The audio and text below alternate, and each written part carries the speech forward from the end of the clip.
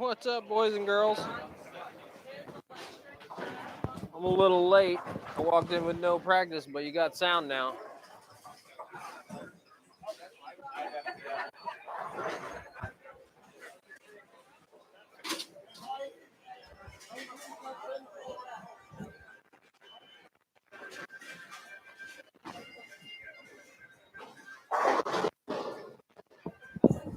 I almost just threw a ball without my belt on.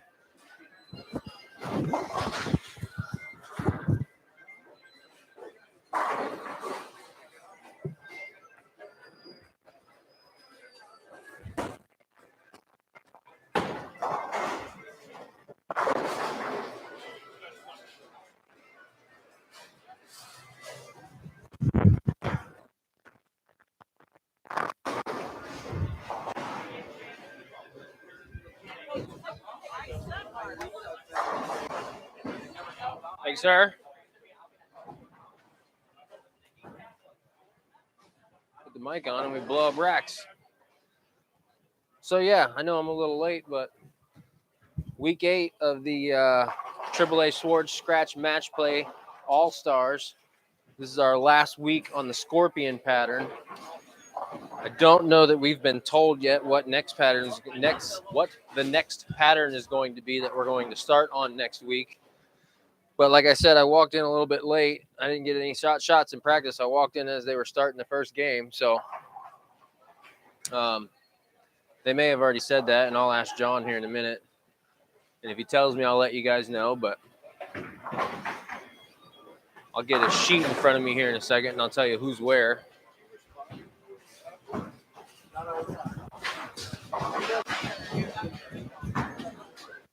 Put me in 4 if you're not done already.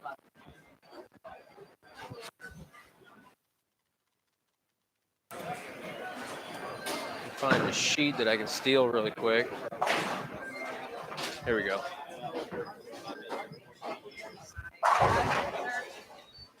All right, so the battle for first and second is actually going down on my pair, 1 and 2. And that's going to be John Rakowski, big shocker, against a new number 2, Brandon Rucker. Johnny Rack's 22 and 6. Brandon's 18 and 10. Rack is averaging 207 through 7 weeks. Brandon is at 191. I'm up, and I'll give you the rest in a second.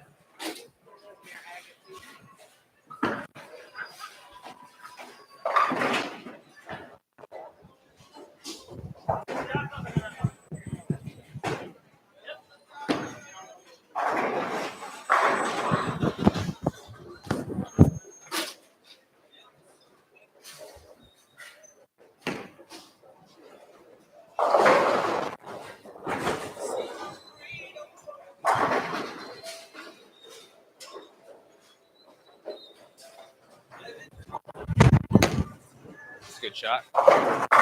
Yeah, baby. Yeah, baby. Yeah.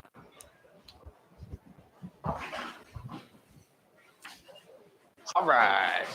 Back to the sheet. 3rd and 4th. Chuck Nuna Williams against Ron Richards. Ron Richards is not here again this week, but I believe that he post-bowled or pre-bowled already for this week. Came back from Junior Gold and went straight to Siesta Key. 5th and 6th, another guy that's not here, Jordan Frazier, I believe also pre-bowled for tonight against John Syverson. That one's going down on 5 and 6. On 7 and 8, you've got Dennis Beagle against Tyler Altman. 9 and 10, Daniel Gacera against Davion Swinney. 11 and 12, Ryan Williams against Joseph Gardado. Back down to 1 and 2, Chucky Rucker against Wayne Topolin. Excuse me. 3 and 4, Jake Miller against Dave Covington. 5 and 6, Bobby Hammerton against Donnie Schwartz. 7 and 8, Wes McNeely against Scott Whiteleather. 9 and 10, Nick Larson against Robert Hilton. That'll be a good matchup. 11 and 12, you got Josh McFalls against Dustin Valentine. Back down to 1 and 2, you got John Pfister against myself, Justin McDonald. 3 and 4, JJ Feather against Brad Stewart. 5 and 6, Joe Barna against Darren Bess. 7 and 8, Brad Zielinski against Scott Chakosky. 9 and 10, you got Donnie Schwartz Sr. against James Kreutz. And on 11 and 12, you got Carlos Delgado against Joe Nasso for this first game. And just like with every week for the past few weeks, I've got the feed, or I will have the feed up for the 5 through 8 cameras on my phone. So if anybody has any questions, you can ask them in the live chat on 5 through 8 feed. And I will check in every once in a while, do my best to answer them. If anybody wants to know who's where for what game, who they're bowling against, how they're bowling, whatever, whatnot, blah, blah, blah. Shoot your questions into there, or comments if you just want to tell me to shut up. Can't guarantee I'm going to listen, but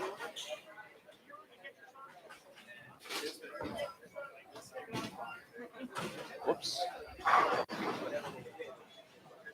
As far as how everybody's doing so far, Johnny Rack just opened for the first time in this first game in the 5th frame. Brandon Rucker's not having the best times here in the first game against John. He's only got a spare in the 3rd and a strike in the 4th, but other than that, he's got a few opens. Chucky Rucker, Brandon's dad, is about to get up. He's on the approach on 1 right now, throwing his shot in the 5th frame. He's clean through 4. That was a nice strike there in the 5th frame. Bowling against Wayne Topolin. Topolin.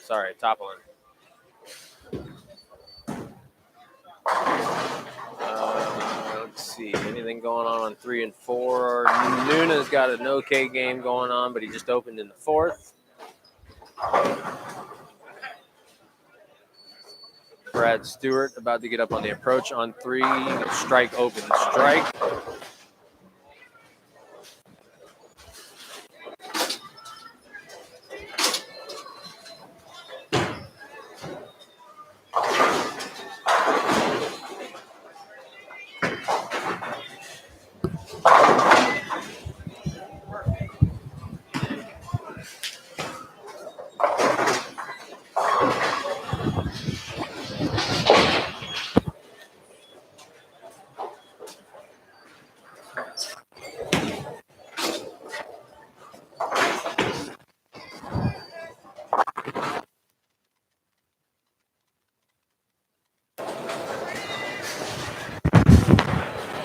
Good shot. Wow. Nice shot. Thank you. Was a good looking shot. It just hooked up and almost 4-9 now, man. I left the 9 pin.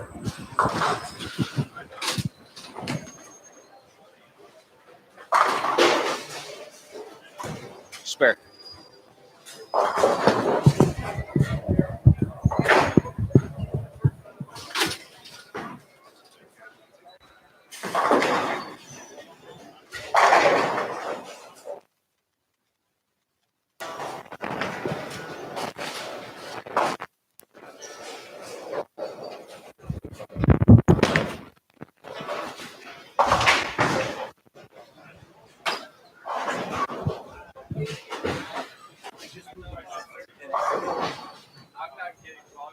Let's see. On 5 and 6, Bobby Hamilton opened up this game with a couple of opens, and that was a 5-bagger through 7. John Syverson in the 7th frame. He's about to get up on lane 5 right now for the 8th frame, but in the 7th frame, he went 5 through the face and then picked it up.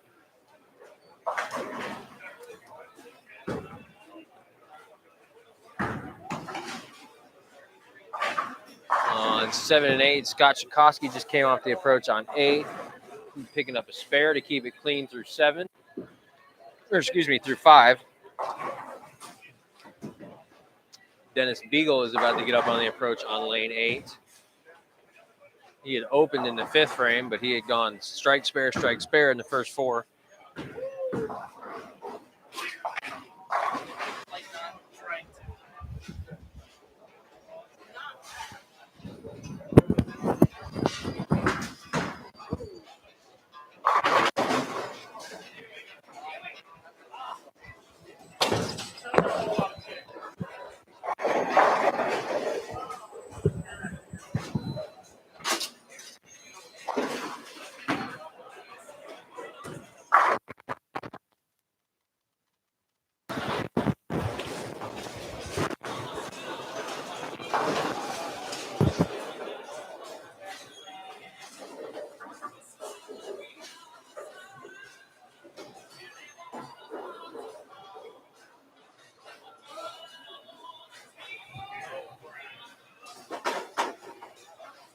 Brad was cool with that one right up until it was time to let it go. And then he didn't want to do it.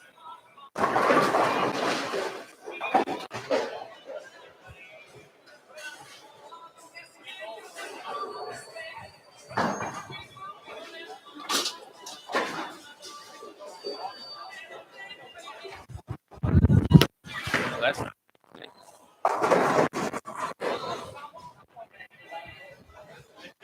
Yeah. All right.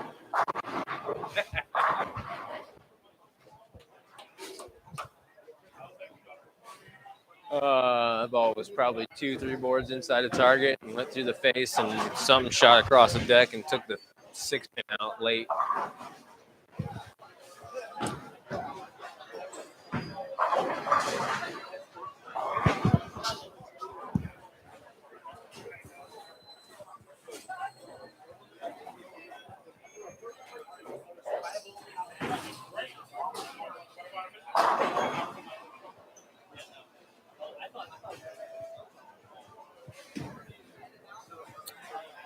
Let's see, 9 and 10. Daniel Gacera had the front four before a couple of opens. He got back on the strike train in the 7th frame. Nick Larson just came off the approach on 9 after turning a double into a 3-bagger. He is clean through 7. Spare, strike, spare before that 3-bagger. Balling against Robert Hilton, who, quite frankly, has struggled at least a little bit on this pattern since they put it out. He started out clean through 4 and then had 3 straight opens. Donnie Schwartz Sr. is clean through 6 frames and is about to take the approach on 9 once he gets a rack of pins set. Let's see, 11 and 12. Ryan Williams is clean through 6. Balling against Joseph Guardado. He's got an open in the 2nd and the 6th frames. Carlos Delgado is clean through 6 with a double in the 3rd and 4th. Tyler Altman up on the approach on 8 right now is clean through 6 with a couple of split conversions. One in the 2nd and one in the 5th. That ball hooked up quick and went through the face. I don't know what ball that was. Probably the track stealth because it was an all black ball. The only thing you could see rotating was the label.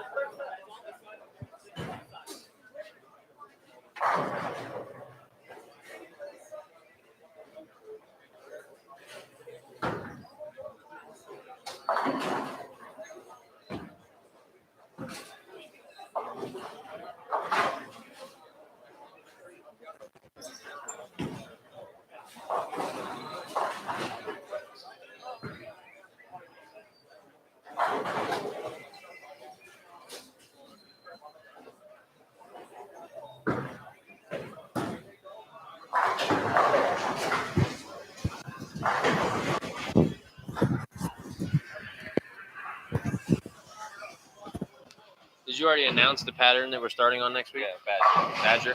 Okay. 52. Sweet. So next week we start on the Badger, 52 feet. Did you do that just for me since I didn't get to make it up there yesterday?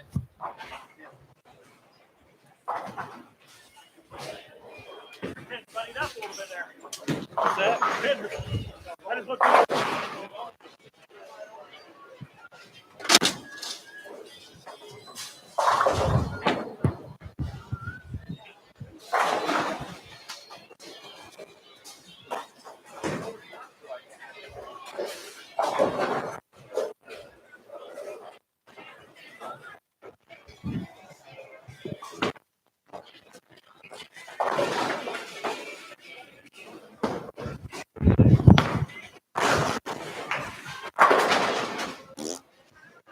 Whoops.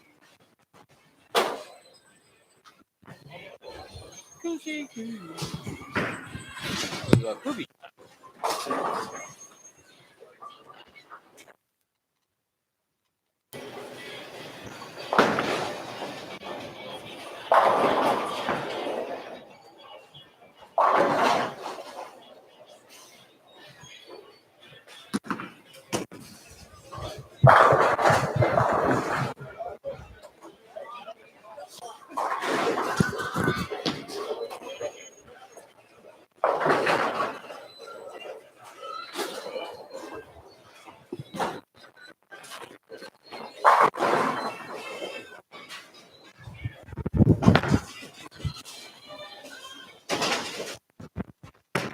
go. Throw it right in the same spot. Good job.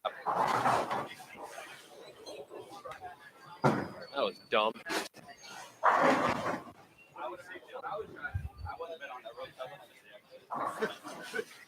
But if I was on that road, I would have been doing it. Talking about Junior's ticket.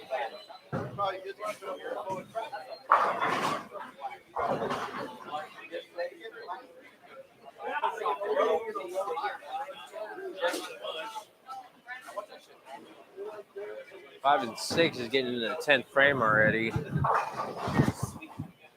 Looks like Jordan shot 184. John Syverson really just needs a mark to win.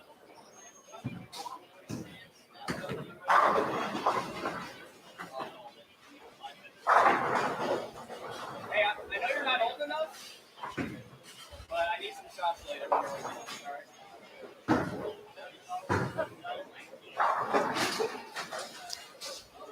John's up on the approach now. Both Johns, Rack and Syverson. Strike for Rack, strike for Syverson. So Syverson's going to get the W there.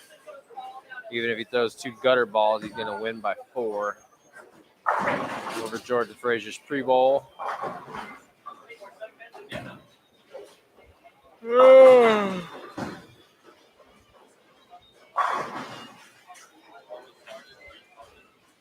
It's on, but I'm not talking. We got up there. We were on 33, 34. We started practice. 33, ball went forever. 34, the ball even hooked at 30 feet left. They tried to put a dual pattern out for you? What happened? What's going on here? So it's well, from 23 to 33, the Badger, and then from 34 to the 40 whatever was a burn up house shot or something. So they were debating leaving it out like that. So I go, if you're leaving it out like that, I'm Right. doing this shit. Right. So they re-oiled. We started at 7:12. I did see he posted something on Facebook about the oil or something like that. And I was wondering what actually happened.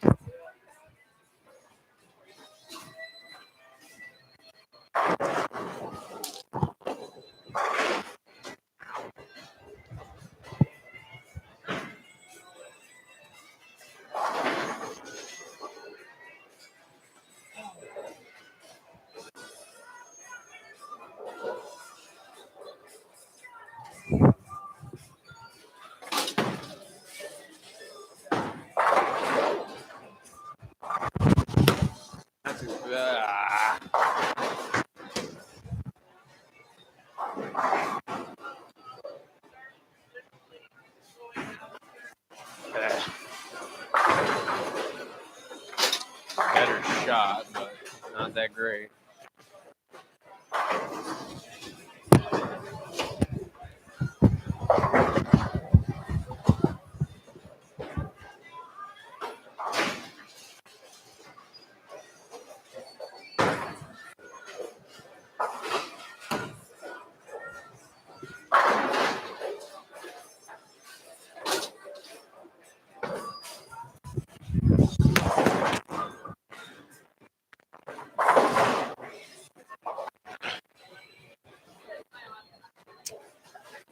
I figured they just messed up, put a house shot out.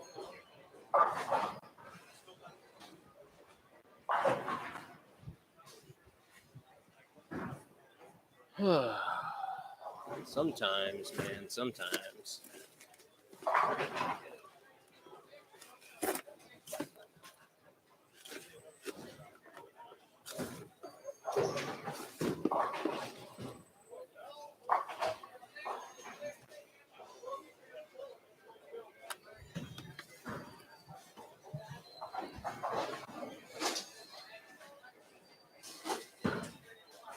It's hilarious.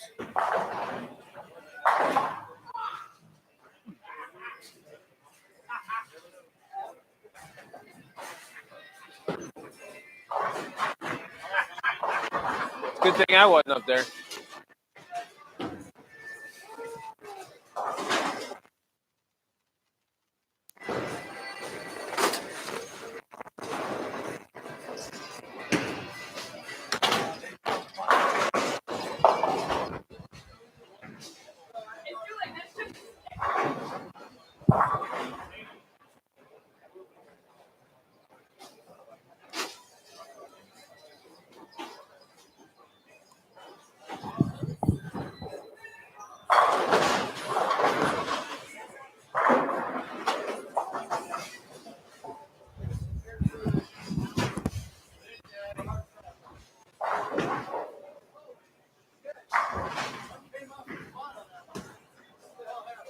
John Syverson ended up shooting 198 against Jordan Frazier.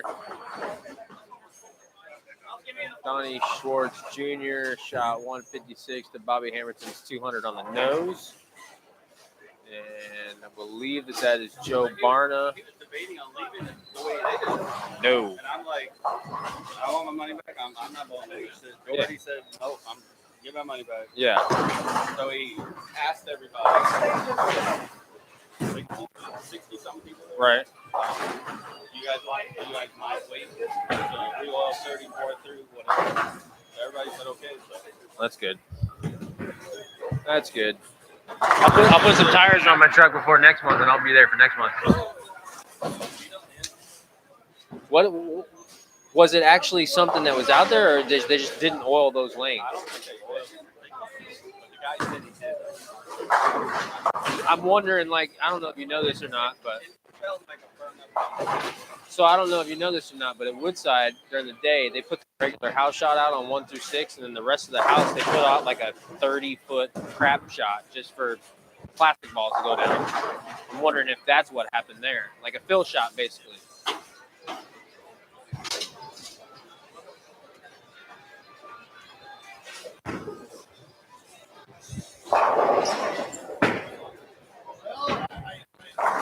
All right, let's make a better shot than the last two we made.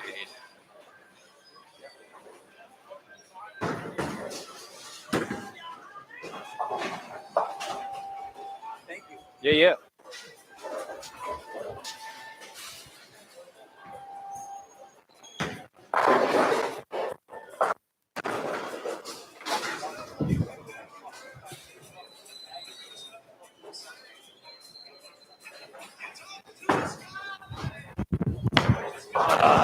It's a better shot, but it's going to hook through the nose. Damn it.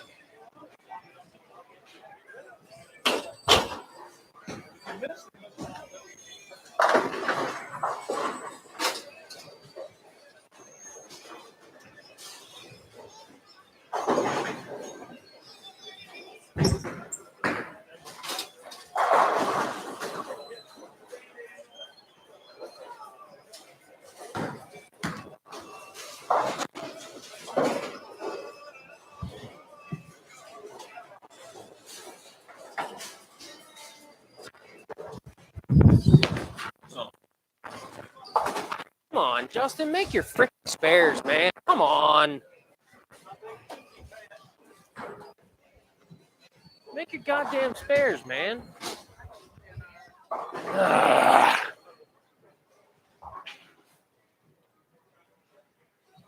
Make your freaking spares. It's not that hard. Strike out to shoot 180 now and let him sneak back in there.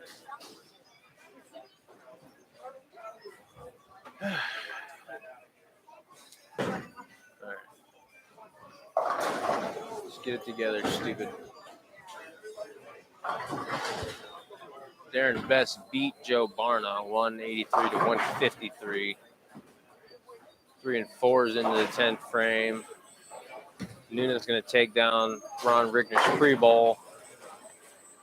Dave Covington can only strike out for 157, and Jake Miller's already got that beat.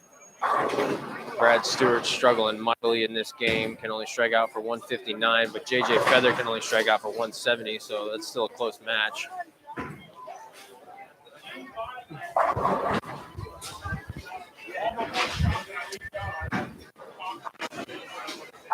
Seven and 8s into the 10th frame. Tyler Altman shot 189.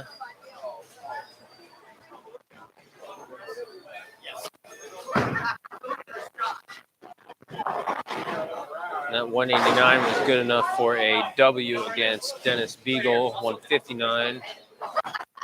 Scott Whiteleather will be up on the approach. He's already got Wes McNeely beat. Wes McNeely has already finished the game with a 138. Scott White 139 in the 9th frame.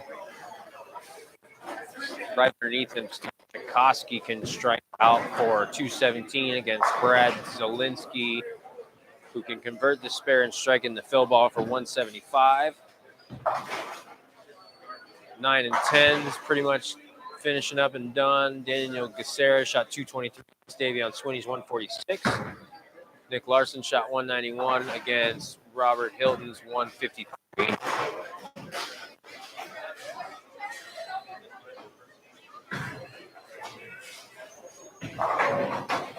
The battle for first and second, John Murkowski and Brandon Rucker. John Murkowski wins 186 to 152.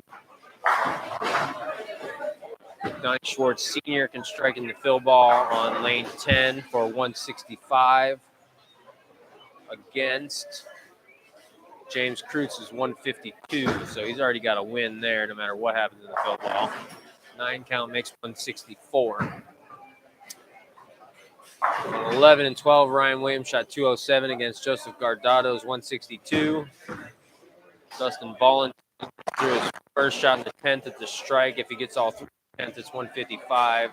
Josh McFalls has a 152 in the 9th with an open, so he only needs 4 pins to win this match in 2 shots.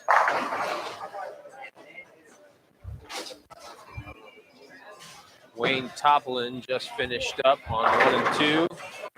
Shot 218. Chucky Rucker got the first one in the 10th. He's clean all the way through 10. He can strike out for 236. I need to make something happen here.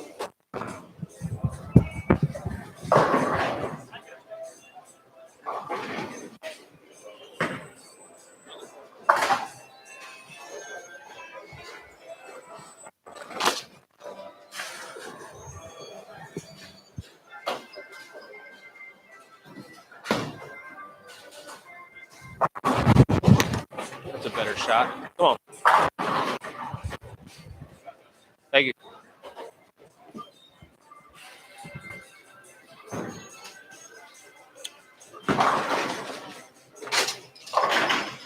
$223 to $218. Chucky Rucker over Wayne Toplin. Good game, Chucky.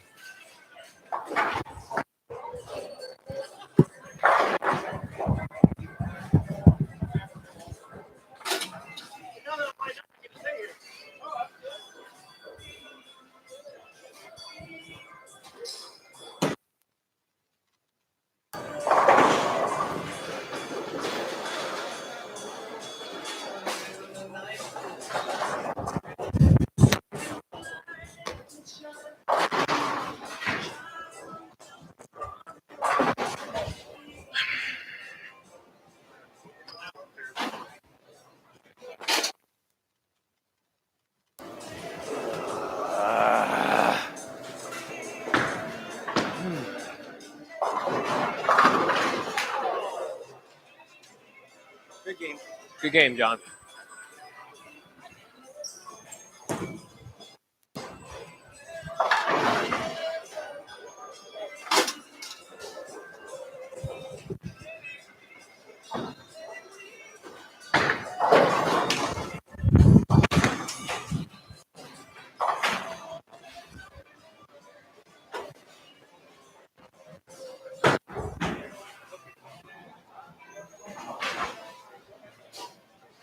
Well, that was a crappy end to a good start.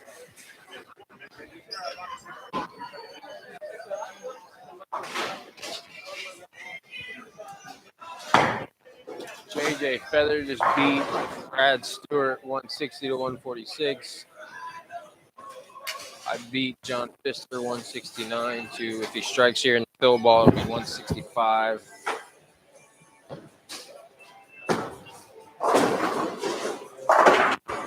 Ends up being 162.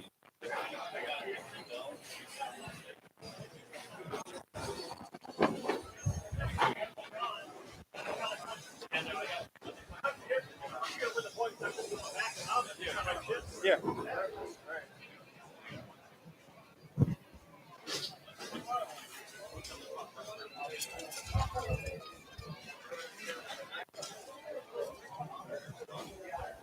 Yo.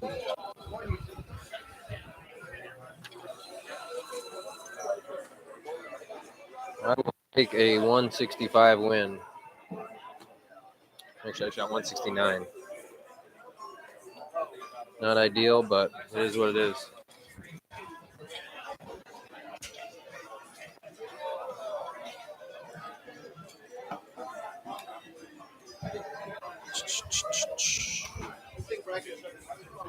Yeah, no shit.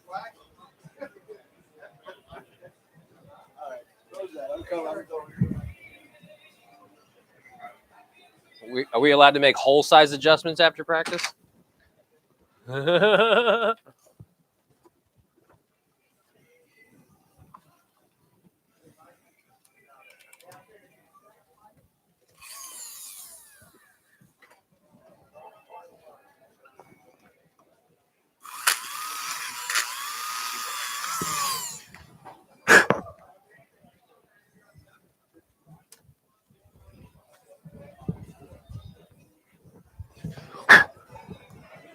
Sorry if that was loud.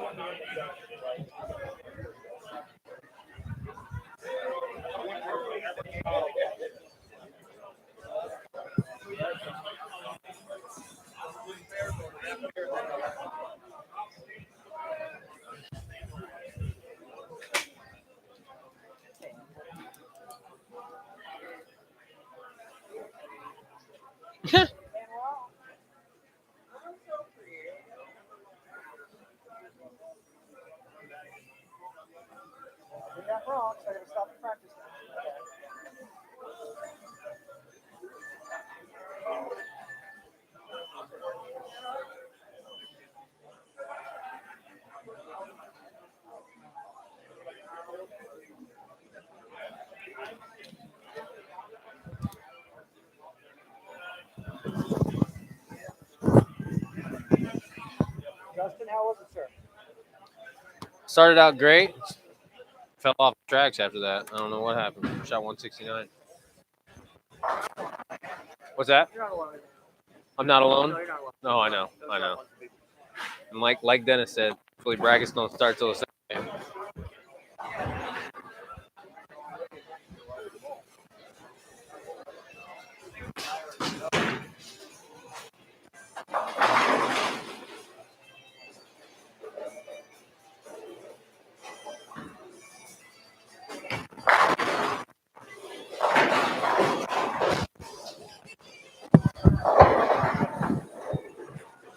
You and them overseas balls, man. You know them things.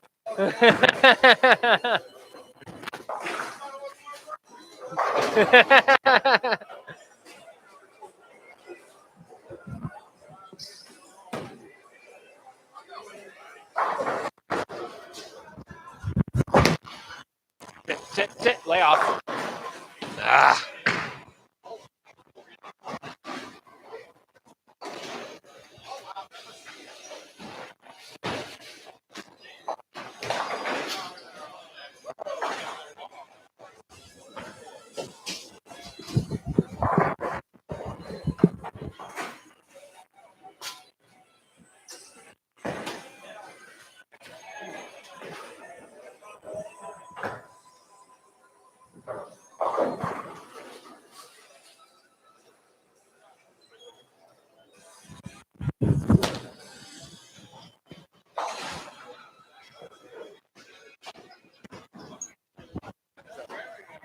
Good luck, Daniel.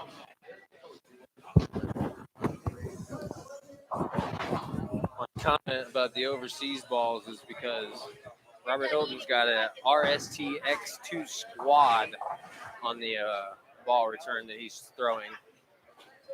That is not a domestic release. And that's not the only overseas ball he's got. He's got like he's got an obsession, a hammer obsession Supreme or something like that. It's like a dark blue color with I think a pearl cover on it. That is not a domestic release either.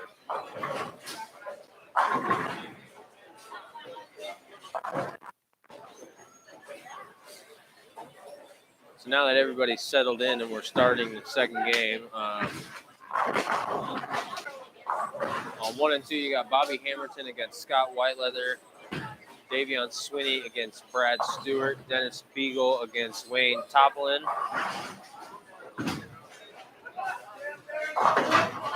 On 3 and 4, you've got, I believe it's Donnie Schwartz Sr. against Rob. Pretty good. How are you? Pretty good. against Robert Hilton. Brandon Rucker against, I believe that's Jake Miller, and Brad Zielinski against John Pfister. On 5 and 6, you got myself against Daniel Gacera, Scott Chakowski against John Syverson, and Ryan Williams against Joe, I believe that's Barna. I'm up here in a second. I'll give you the rest of the house as soon as I get done. Hopefully throwing a strike.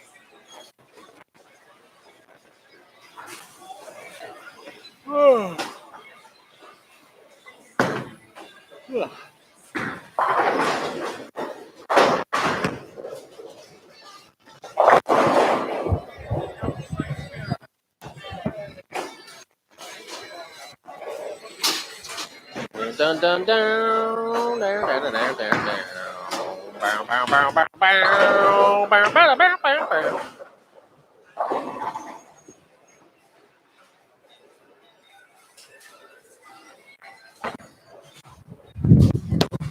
Ah.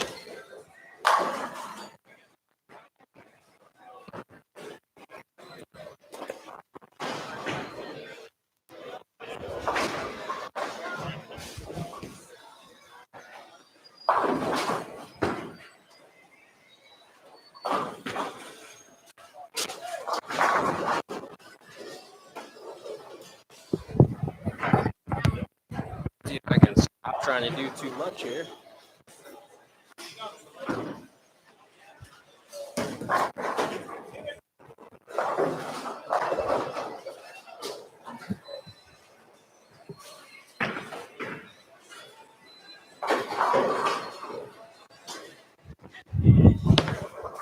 That's better.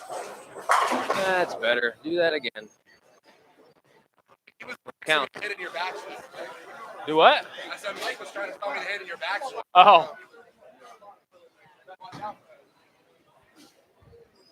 All right, 7 and 8. James, I believe it's going to be James Kreutz. It is against Chuck Newman Williams.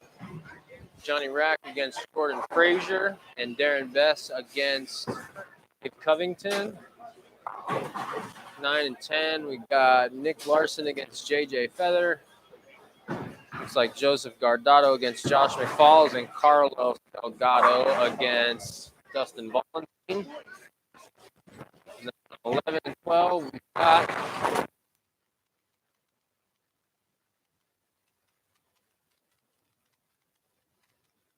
third.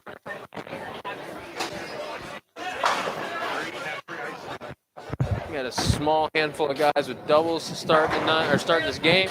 Excuse me.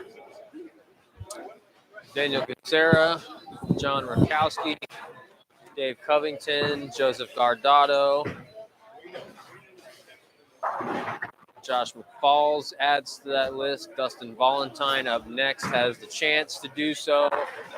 Stepping up on the approach on lane 10 here in just a second.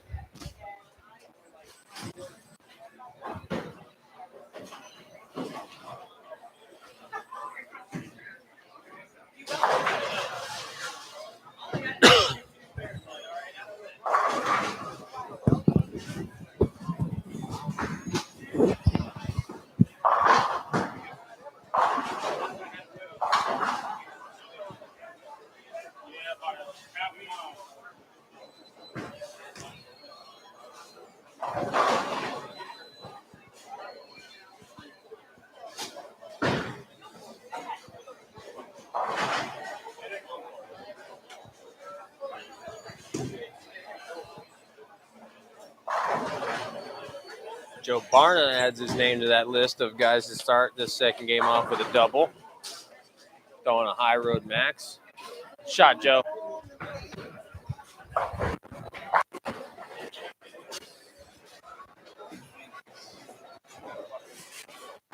right.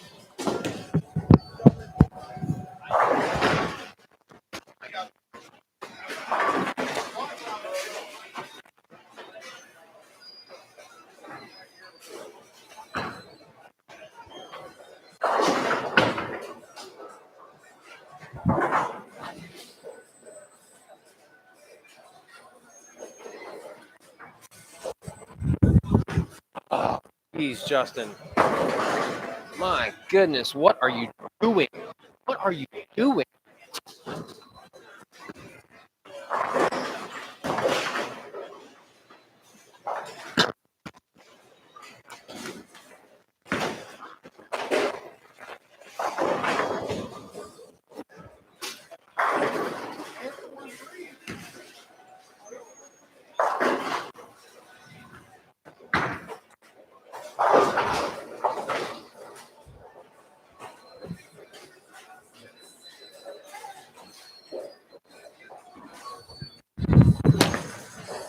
Do it. Oh!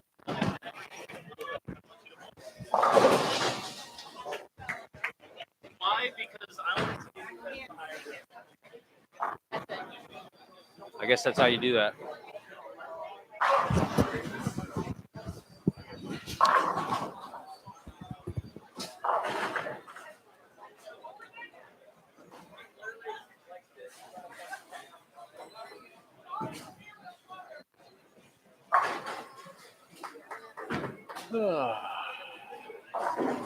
Dave Covington got himself to 3-bagger land to start.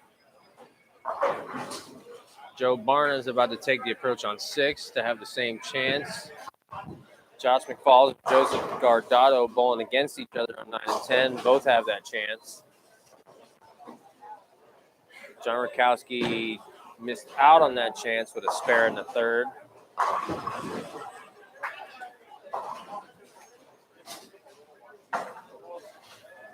The guys on 1 and 2 are through at least 2. The top 2 bowlers are through 3 frames, and nobody's thrown a strike yet on that pair.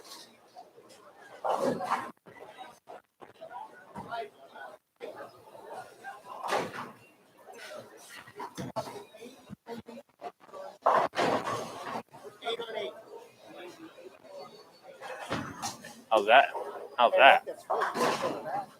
I like that split you made from the back. Right?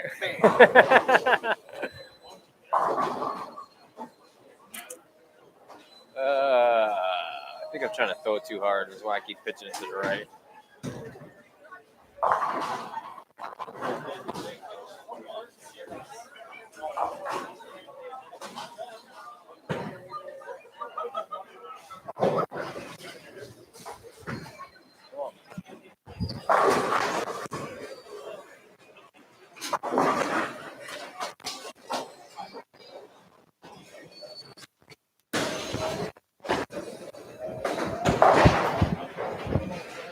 All right, start throwing some strikes here, please.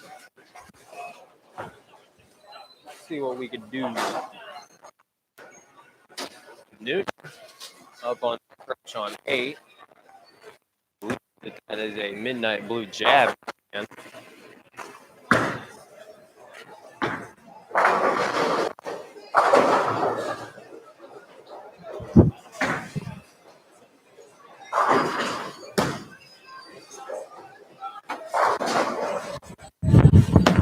That's a good shot. Come on.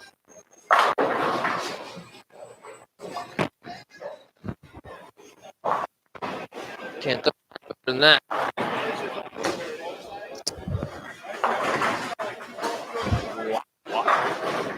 That was a below up 8-pin.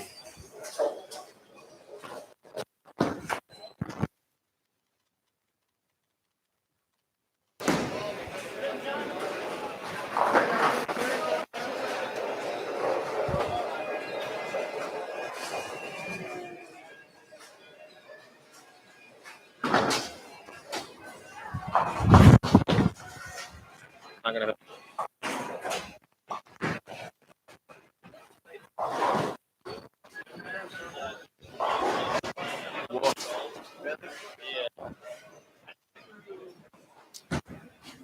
That was tough. That was tough. Move along. Move along.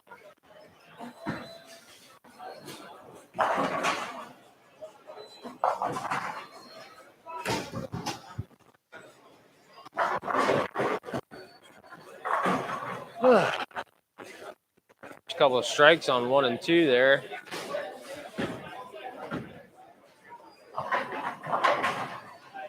believe Dennis Beagle got the first one in the third frame, and then Bobby Hamilton followed him up with one in the fourth.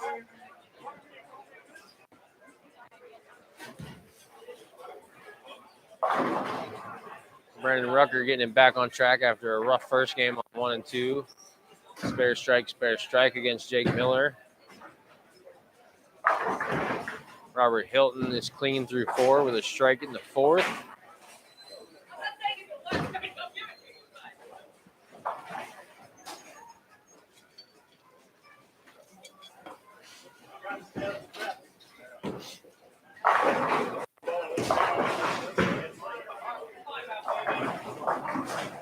Shot Joe Barna got a double and then a spare and then another strike in the fourth frame now against Ryan Williams.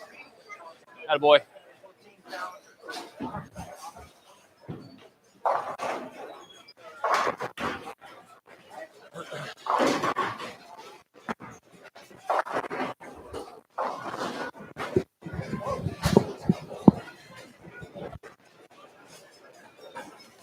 Go ahead, Ryan.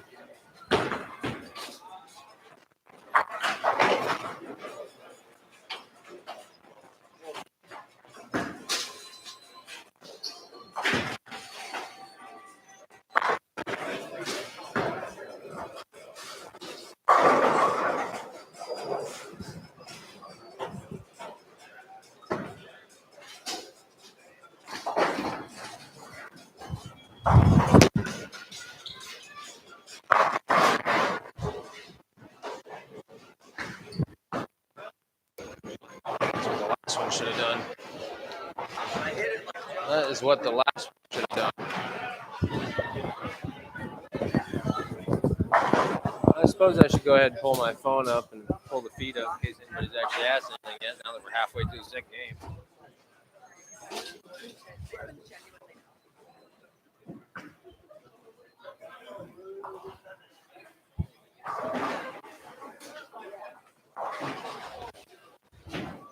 Dun dun dun dun dun dun dun dun dun dun dun dun.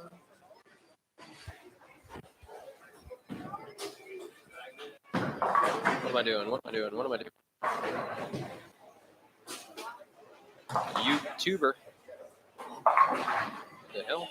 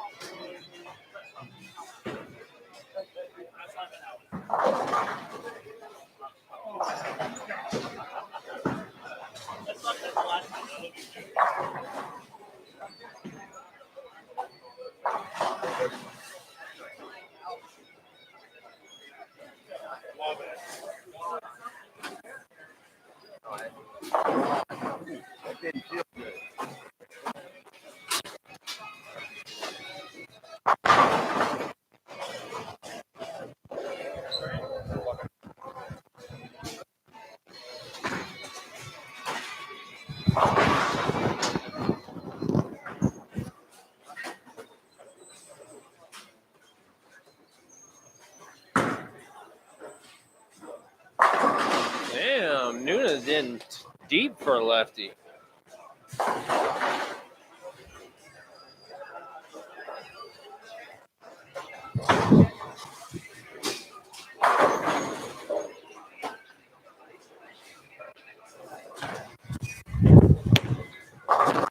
Come on, ball. Dirt.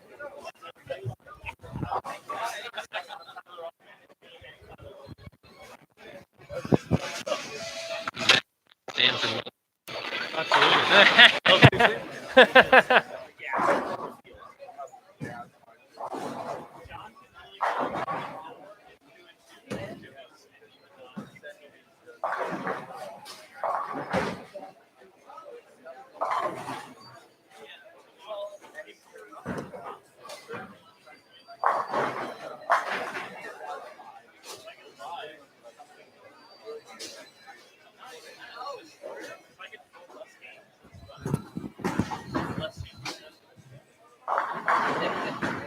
One and two must be transitioning weird. Not that it never does, but everybody's struggling on that pair.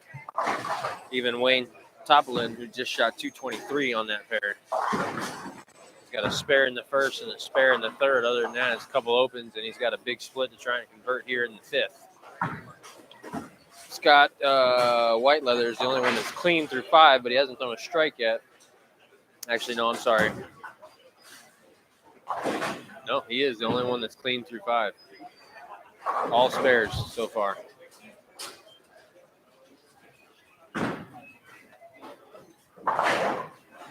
You better beat his ass. Which one? Ryan Williams. Oh, I'm beating him this game. You should have seen. Like the second night when I beat him, he was like fucking flabbergasted. I said, "Isn't that a fat fucking old man beat you?" That's fucking hilarious. I have Daniel this game, but I'm with you.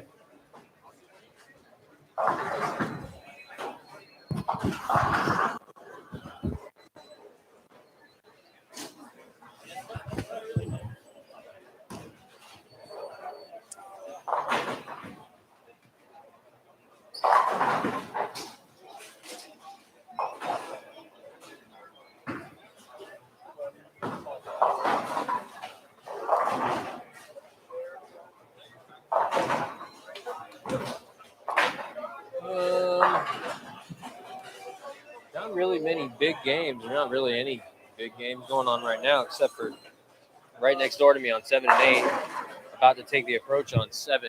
Chuck and started out spare strike open with now he's got a 3-bagger going into this shot in the 7th frame that he's about to throw right now. He is very deep for a left-handed guy.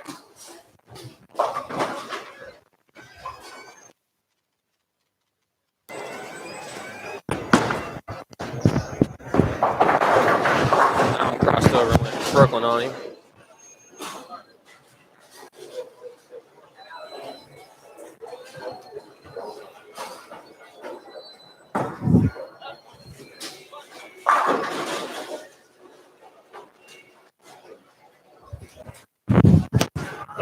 That ball's left to target through the face.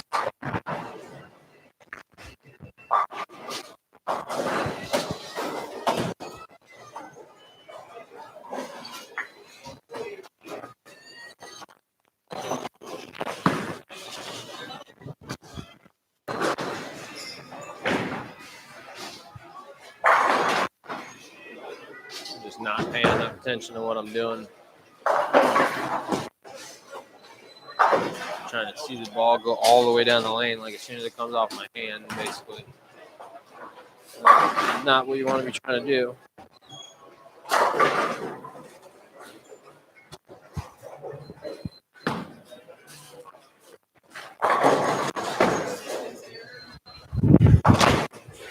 That ball's going to chop. Thankfully, it didn't.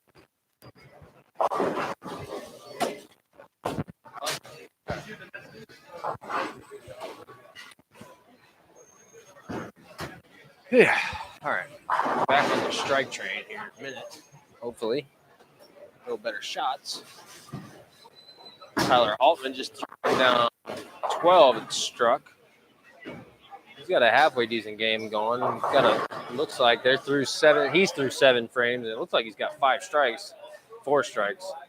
Started out spare, open, double, another spare in the 5th for a double there in the 6th and 7th. Bowling against Wes McNeely, who's struggling. Josh falls on 9 and 10 is clean through 6 with 2 doubles, first and second, and fifth and sixth. A couple of spares there in the middle, obviously. Nuna on the approach. We're on 8 right now with a 4-bagger going into the 8th frame.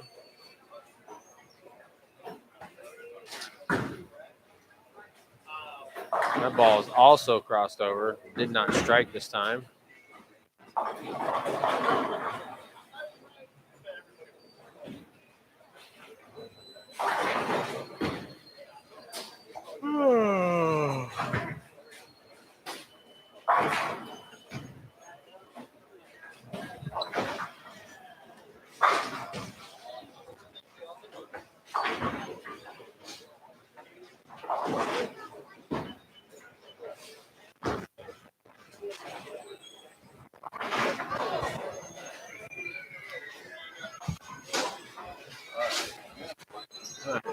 Pay attention to your target.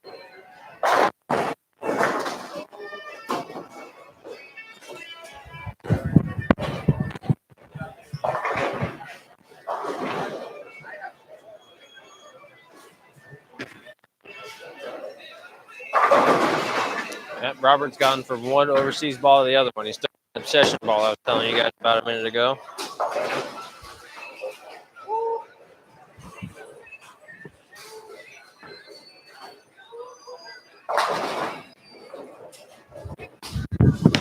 That's a good shot. Come on, ball. Tried to hook a little early on me. Have to go with a Because I was getting over something a little bit different by the end of this game. Maybe the alert. Don't think we can go all the way to the max yet. The high road max.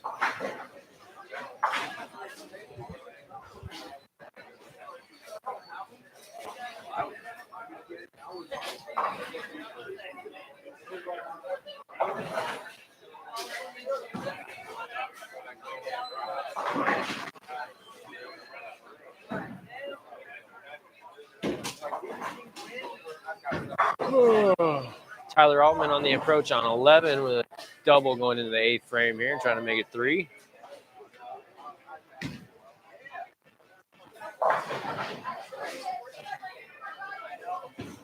Looks like he's still throwing that stealth. Yep, that one buried. A little high on the head pin, but he buried that one.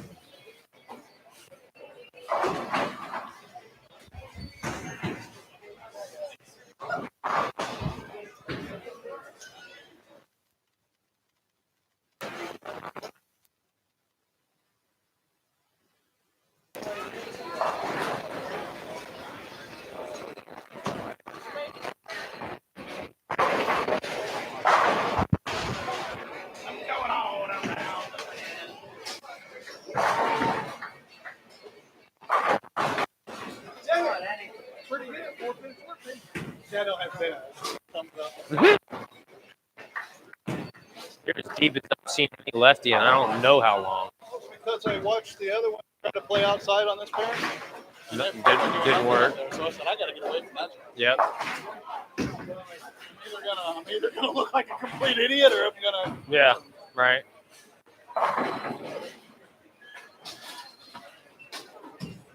Hamilton getting something going there on 1 and 2 with a 3-bagger going into the 9th frame.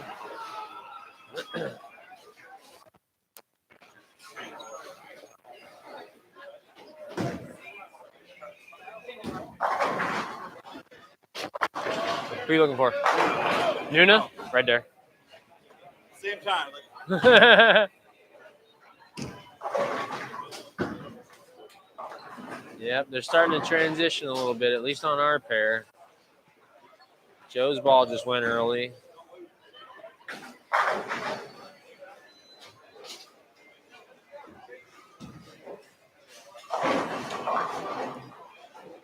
Daniel getting back on the strike train in the 9th frame there.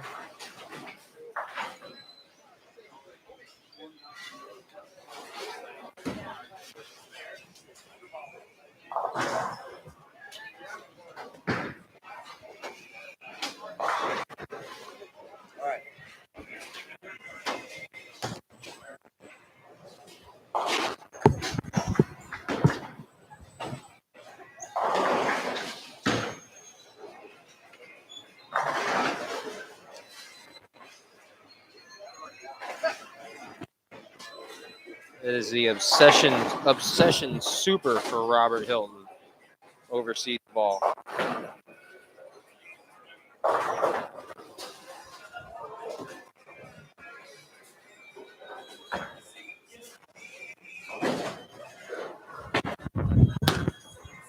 Come on. Like start. Like start. Obsession super.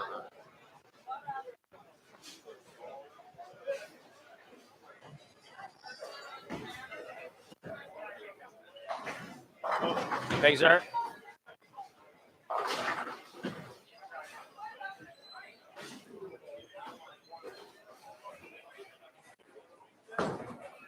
Nuna keeping it clean after the one open in the third frame.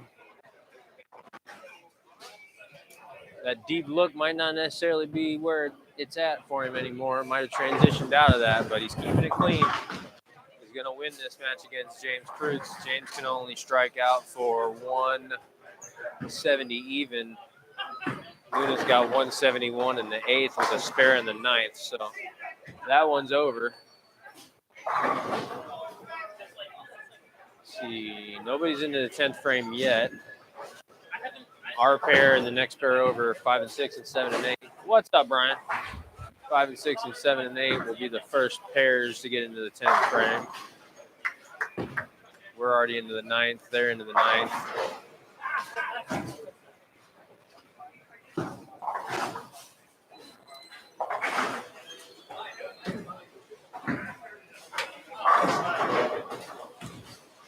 Whoops.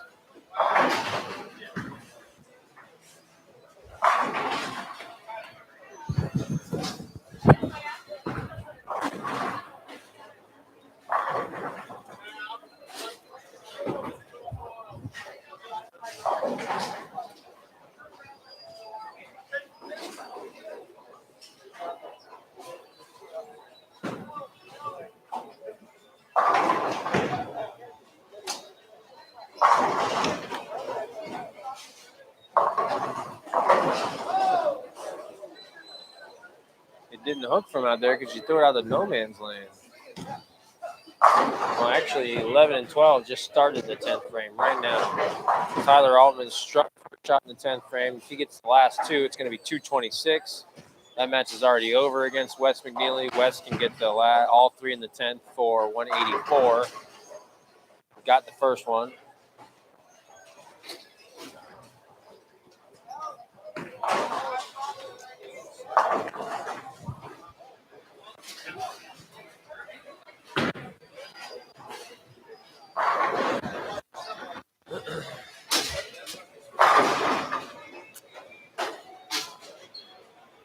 We're starting the 10th frame here on 5 and 6. Daniel's going to get up first on lane 5.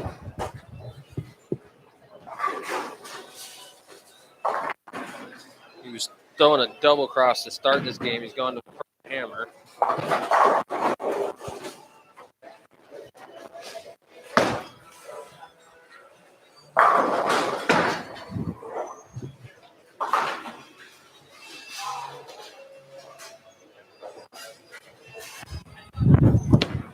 Come on, ball. Come on, ball. Hook, hook. That's what you do? That was not that bad of a shot. 10, come on.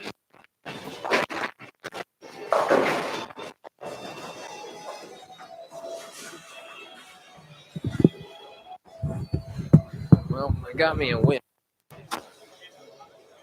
Really needed to leave them makeable, so I throw some go ball, figure out what I'm doing here, what to do in the third game, even though we're changing pairs. We're going to 11 and 12 after this.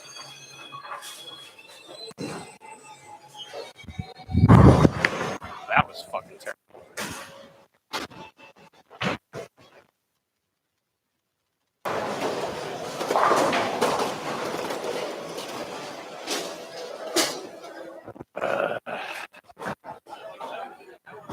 That was about as good as it gets. 196 with an open in the 10th frame. It was my only open. That was not that bad of a shot either.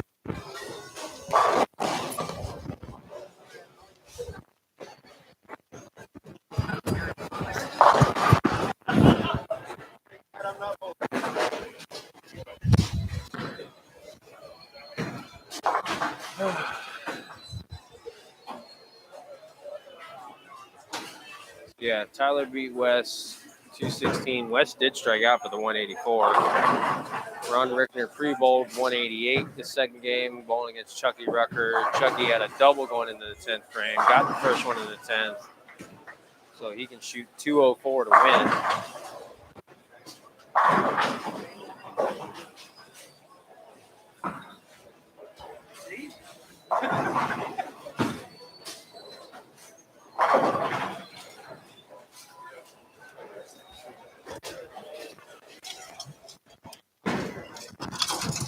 You good? John Syverson spared in the front part of the 10th frame. This is only a 3-pin match going into the 10th frame, so he spared in the 10th. He can strike in the fill for 156. Ooh, he just won. He just won because Scott could have spared and struck for 151, but he chopped it. 1 and 2. Bobby Hamilton struck the first ball in the 10th frame. Missed the head pin right, so he can spare for 199 against Scott Whiteleather. Scott can shoot 200 even. That's one to watch on 1 and 2. Scott's up on the approach right now. He got the first one in the 10th. If he gets these last two, it's 200 even. Bobby has to spare this to shoot 199. And Scott blows up the second one in the 10th. So he needs a strike to win for sure. Bobby has yet to shoot the spare. Let's see, Donnie Schwartz Jr. shot 169 on 11 and 12 against Joe Nasso. Joe can strike for 179, strike out. Bobby did pick up the spare, so that's a 199. So Scott 9 to tie, strike the win for Scott Whiteleather on 1 and 2.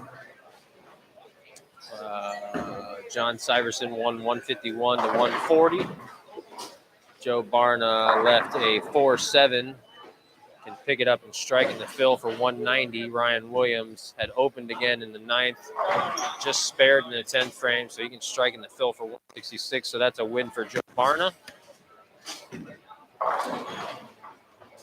And Scott Whiteleather 7 counted for 197. Breathe, Bobby, breathe.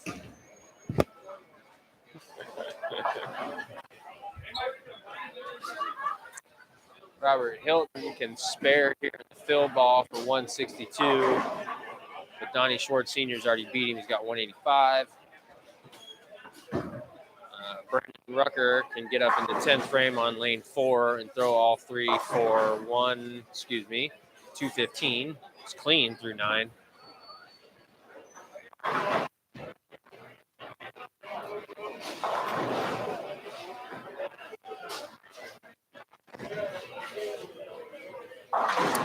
Let's see, John Rakowski shot 214 against Jordan Frazier's 175 pre-bowl.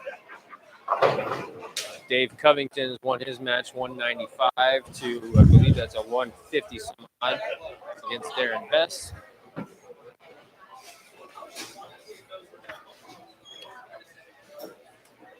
Yep, Joe Nasso got the first one in the 10th, so he can get the last two for 179.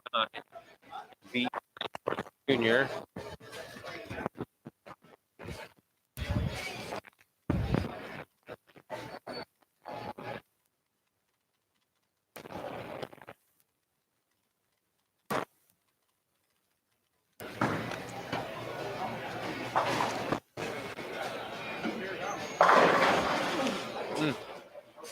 So he leaves a 4-pin there in the second shot in the 10th frame. So if he spares it, it's a tie between those two. Brandon got the first one in the 10th on 3 and 4. So he gets the last two for 215. Brad Stewart spared in the front part of the 10th frame, so he could strike in the fill for 166. Davion Swinney had gotten the first two and could have struck in the fill for also 166. Went through the face and let the big 4. So Brad only needs a 7 count to win, I believe that is. Jake Miller threw a pretty good strike there in the first shot, 10th frame. He gets the last 2. It's 193, but that's not going to be enough to win. He's already lost against Brandon Rucker. Brandon gets the second one, so he's guaranteed 205. Dennis Beagle up on the approach right now on lane 2. Can strike out for 161 against Wayne Topolin. Wayne can strike out for 157.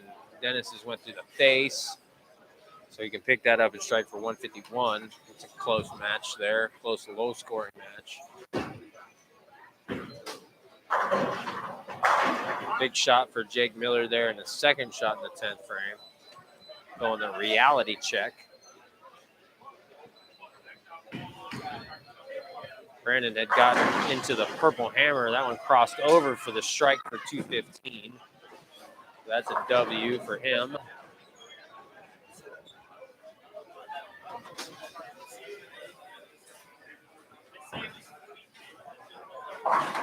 Dennis Beagle spares. Wayne left a 3-pin, so he can spare it and strike in the fill for 147. So Dennis needs, I believe that's going to require a 7 count for Dennis to win that match.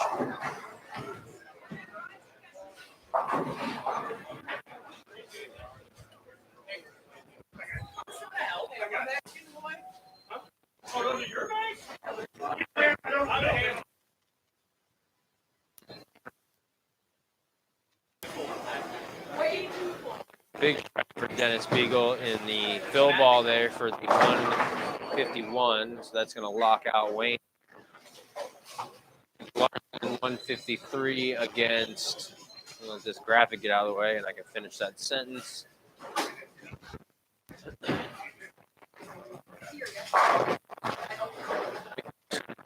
Jay Feather 153 to 1.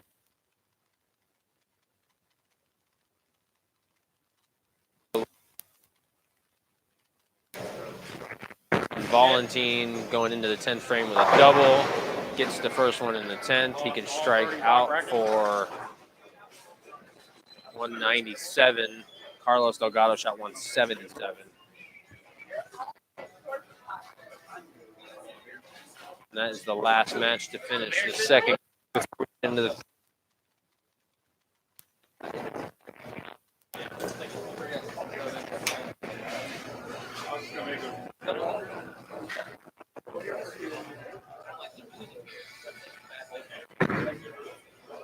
Dustin is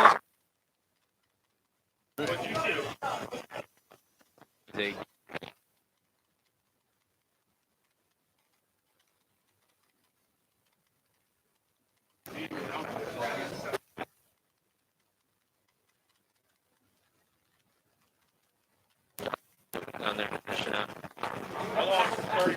Looks like he finished up with a, I don't know what the total was, but he threw a 5-bagger to finish that game. Another good shot by Dustin Valentine to finish that 197 game.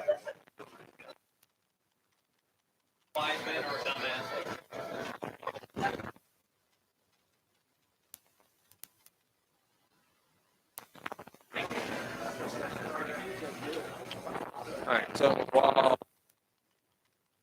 over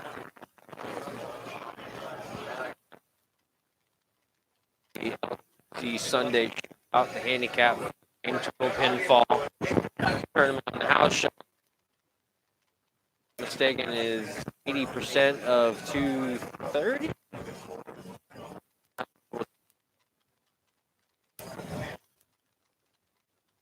There's a couple. There's a Nassau usually.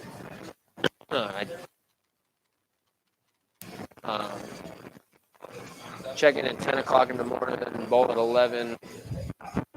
Show up at 10 o'clock and have yourself a breakfast. These guys make really good breakfast in here. Every week, but reason.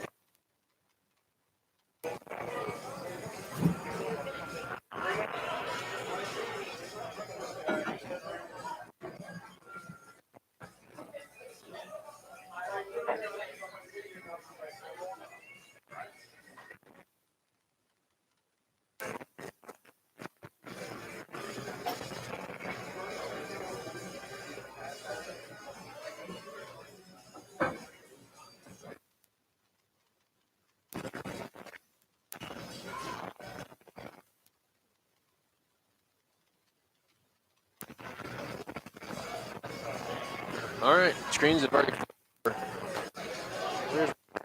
There it is. Hey, bowl up. I had your father-in-law the first game.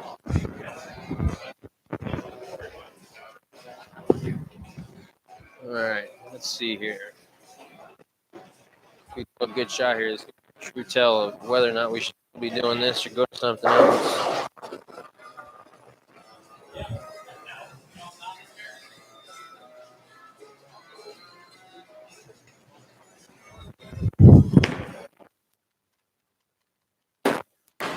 What the hell was that?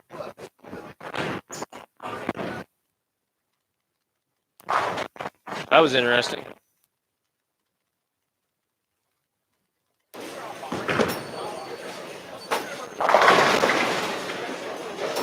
Was that a 2-4-10, Bobby? Yeah, I think so.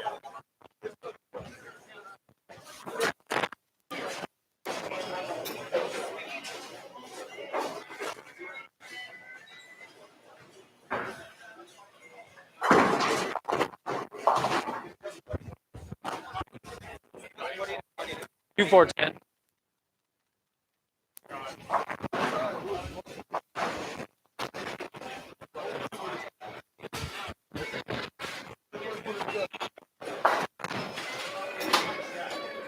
I can't promise it's gonna be a good shot, but I'm pretty sure I ain't gonna do all that.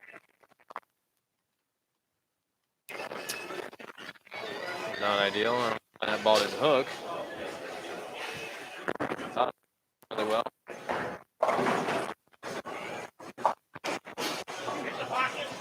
Yeah. Wait.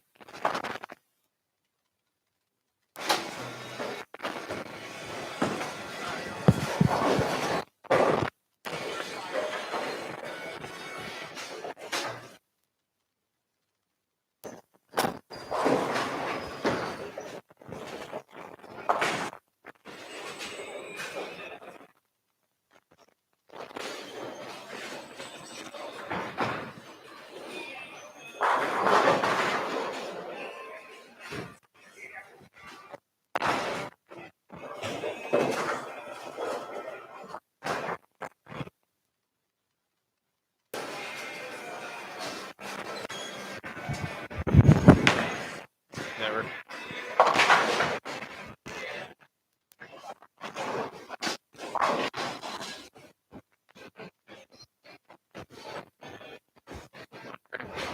Back on.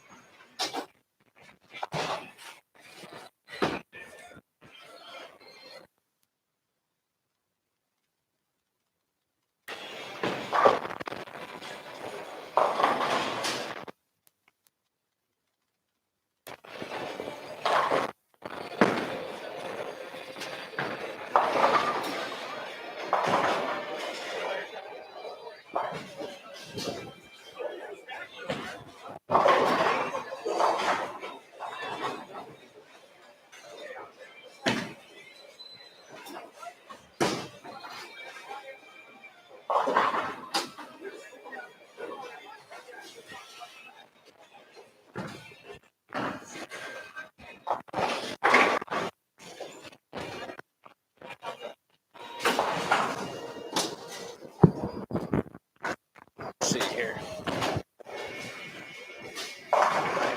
This one does something weird. We're going left.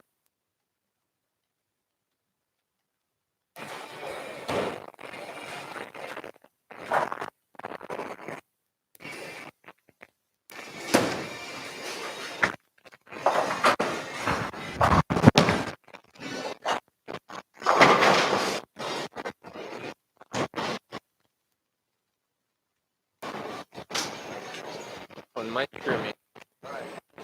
That one might screw me. This is irritated.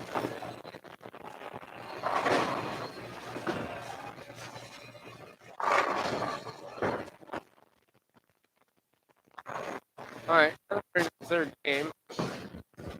Not going to be up for a second. On 1 and 2, we've got Chuck Noonan-Williams against Nick Larson. Should be a pretty good match. Jordan Frazier's pre-bowl against Josh McFalls, and Carlos Delgado against Dave Covington. 3 and 4, you got Daniel Gacera against Wes McNeely. Wes has started this game out with a double. Scott Chakosky against Chucky Rucker, and Joe Masso III against Ryan Williams. 5 and 6, you got J.J. Feather against Robert Hilton. Jake Miller against Joseph Gardado. And John Pfister against Dustin Valentine. Ooh. John Pfister's a pretty good look right now. He finished the last game with the back 5, and he started this game with a strike, and that easily could have been a double. It just went a little high and left a 9 pin. On 7 and 8, you got Tyler Altman against Scott Whiteleather, I believe it is. Brandon Rucker, I think, against Ron Richards pre-bowl. And Wayne Toplin against Donnie Schwartz Jr., I believe, is on that pair. And 9 and 10, you got opposite Donnie Schwartz, whichever one it ends up being, against James Krutz. That's got to be Brad Slinsky. Oh, sorry. There's too many people. Right? I don't have the sheet. Brad Stewart. Rucker is on 9 and 10 against John Rakowski. Both John Rakowski in the position round game to start this match, or start this night, excuse me. This is a regularly scheduled matchup. And then to finish up on 9 and 10, you got Darren Best against Brad Zielinski. And then 11 and 12, you got myself, Justin McDonald against Bobby Hamilton, Syverson against Dave Swinney, and Joe Barna against Dennis Beagle.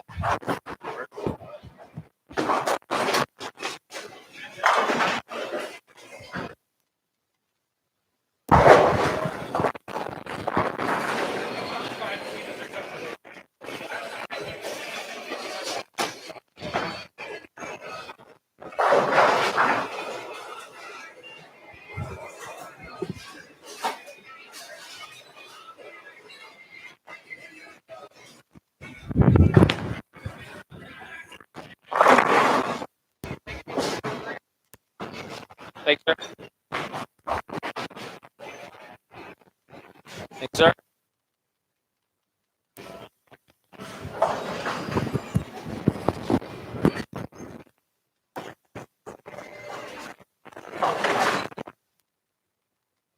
That's kind of a urethane ball he's throwing.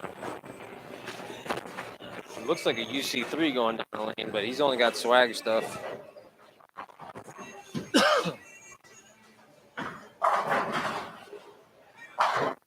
Neely up on the approach right now on lane 3. Started this game out double, trying to make it a 3-bagger here.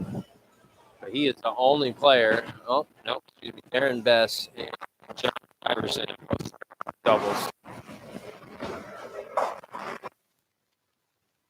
And Wes did convert his into a 3-bagger. Big strike there for Wayne Toplin on lane 8.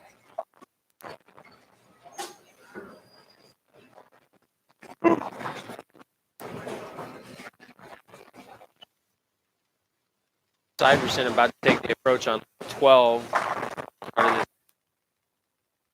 Sweeney.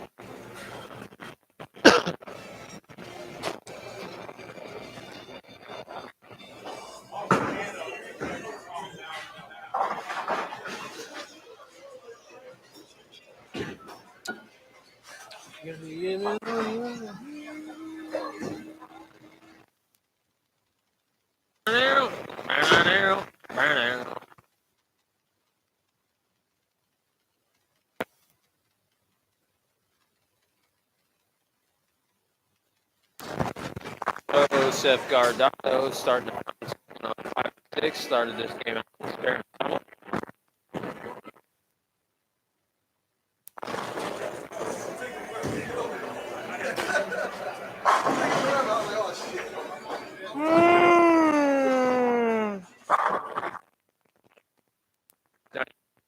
On the strike train for the first game.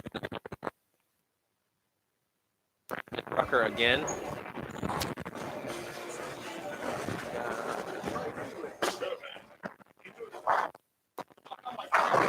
Dennis B. Different ways.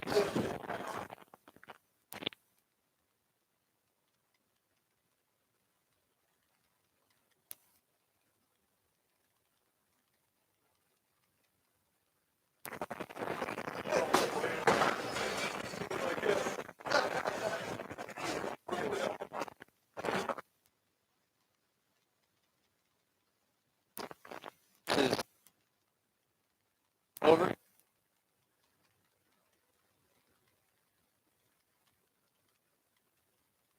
Good shot there for Joe Barna. Didn't finish on the back end for him.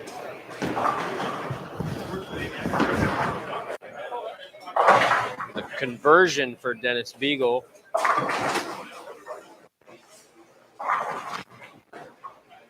So that leaves Wes McNeely only with the front.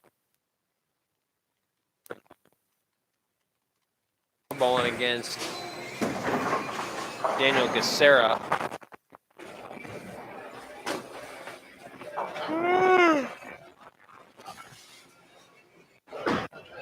Good conversion, Joe.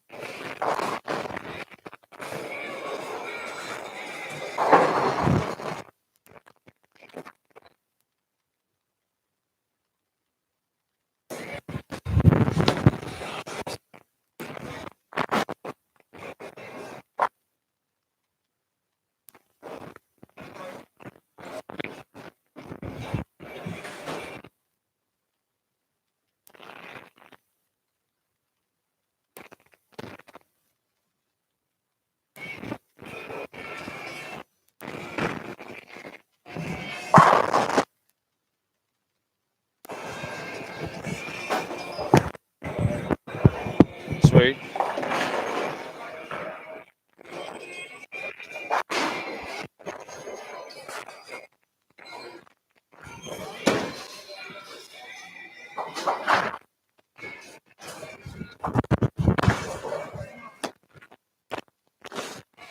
What are you doing?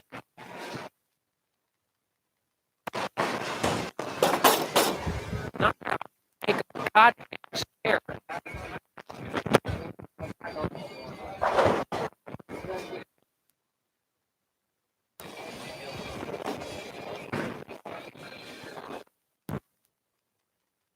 Hard.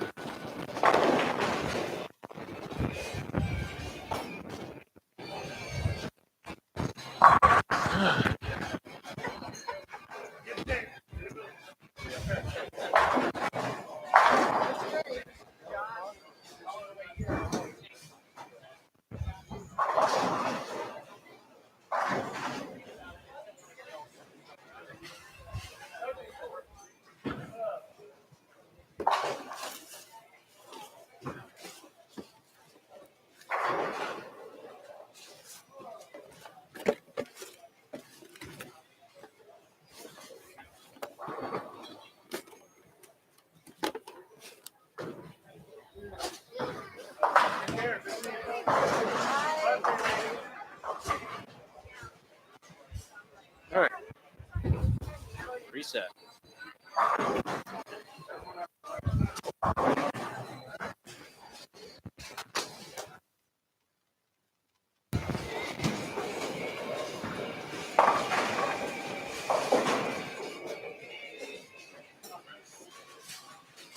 trying to watch where the ball goes as soon as it comes off your hand. That's step one.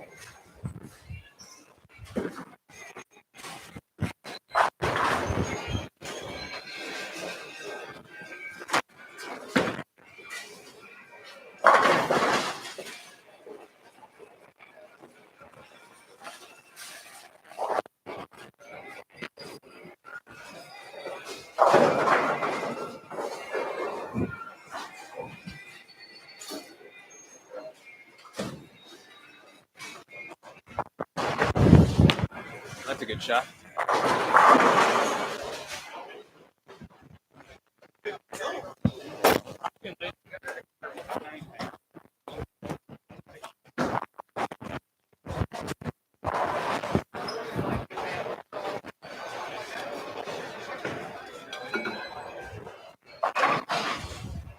was a good shot. Amazing what happens when you stare your target down and watch the ball cross it instead of watch the ball.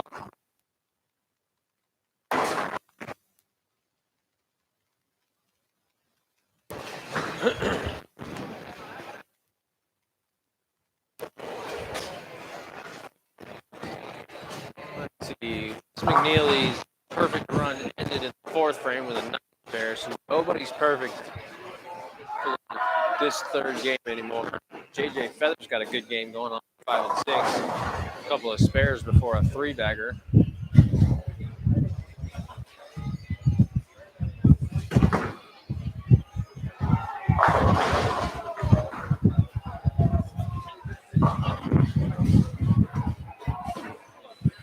One and two is a struggle again. Nobody's clean.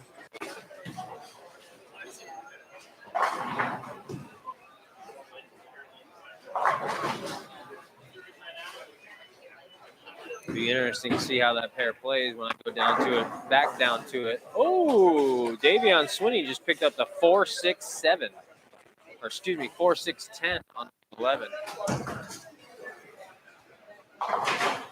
Daniel Gassera getting up on the approach on 4 right now. Started out doubles, or excuse me, 2 pairs before a double in the third and fourth. Has gone back to the double cross. That pin.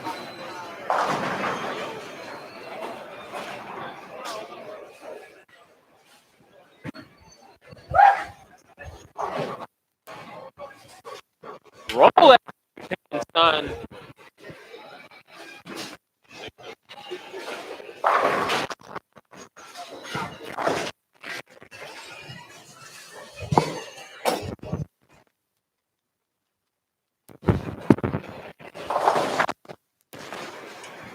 Okay, so a good shot here.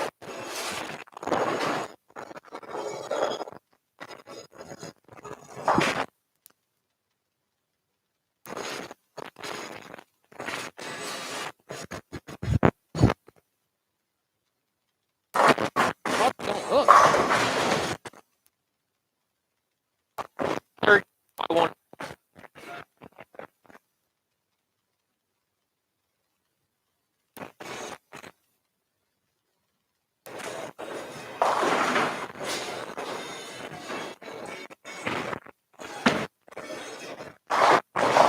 Ball like a whole mile an hour. Man, it's just go down. That's not right.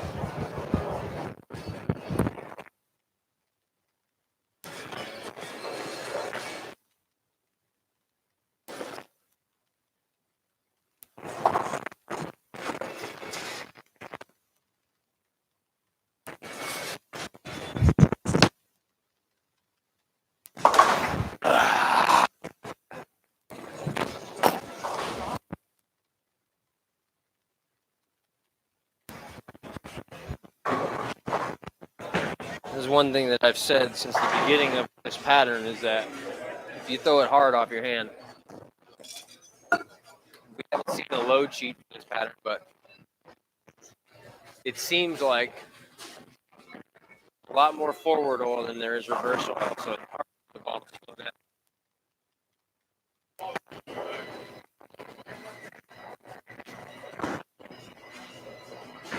All right. Go better shots. Come on. Go better shots.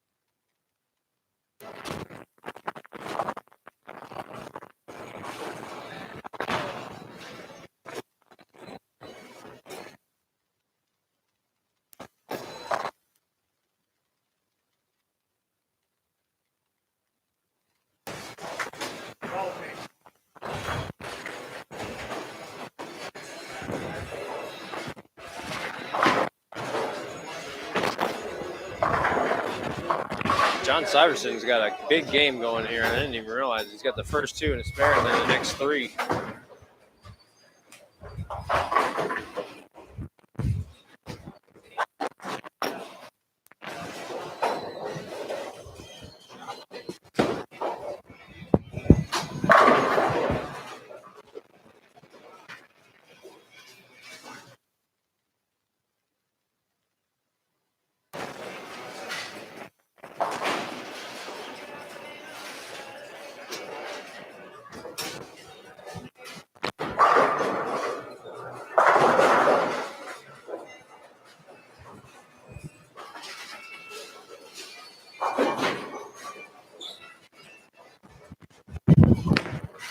Come on, ball. Come on, ball.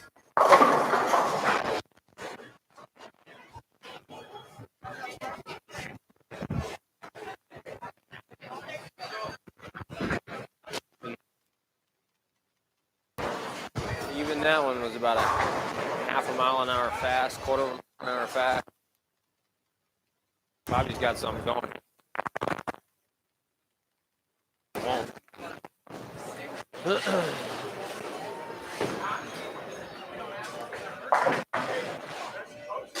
I gotta get back on the strike train on both lanes. I got them. I need to get back on the right lane. Brandon Rucker keeping it clean this time around against John Rack on lanes 9 and 10. Rack opened in the second. It's on a couple here in the 5th and 6th. Brandon's got one strike in the 4th, but he's clean through 7 through 6.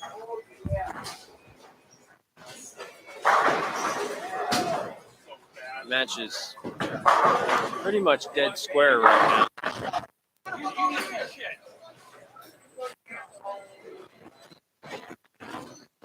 Claire Altman is clean through 8 with a 5-bagger going into the 9th frame.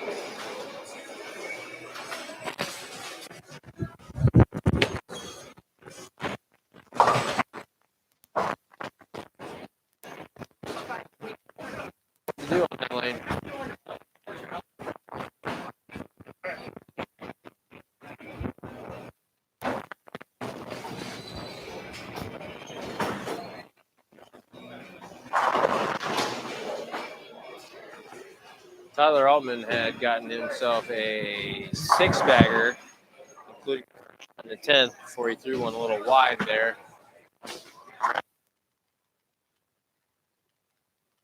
It went through the face. I mean, he's got 230 in the 9th, so if he takes 2 off of this, I believe it's going to be 259. Or excuse me, 249. And he took 2? He made it. How the hell did he do that? I was screened out by somebody.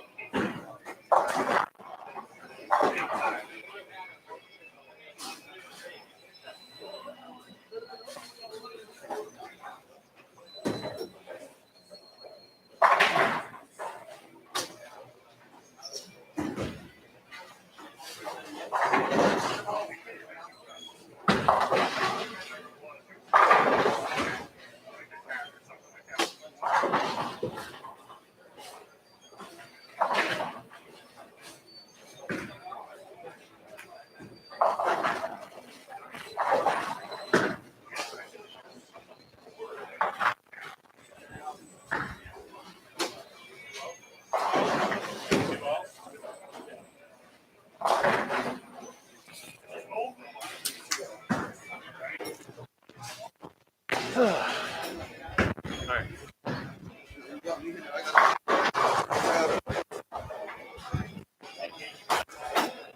Good shot, Joe.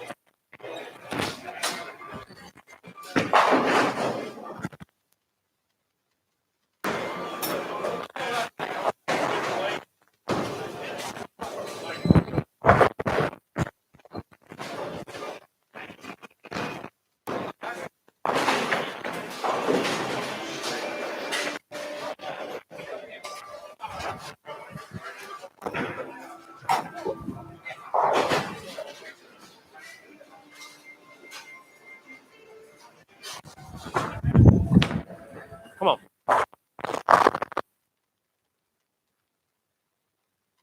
Sir. I like that lane. I can't stand the other one.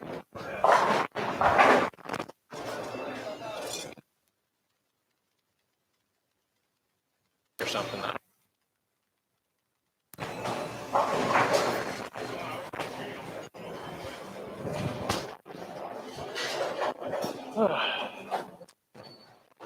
Tyler Altman,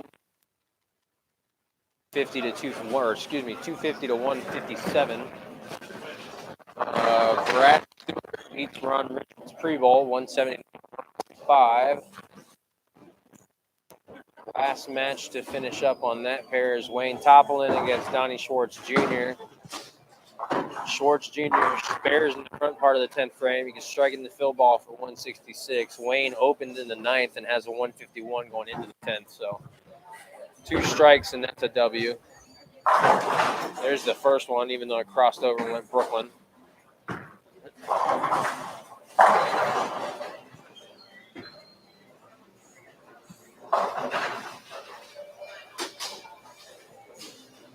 Whoa, I don't think he meant to do that. 163 for Donnie Schwartz Jr. Maybe he did. He's not very happy right now. Wayne doesn't even need a strike here to win. He can spare for 171.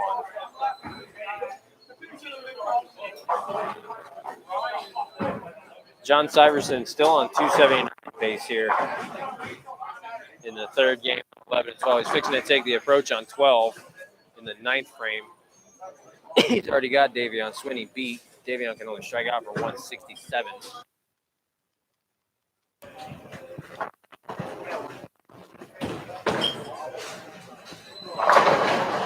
Jesus. And a big messenger. I didn't realize that there was a 7-pin still standing there. Big messenger still got the 10-pin, but I didn't realize it crossed the front of the 7.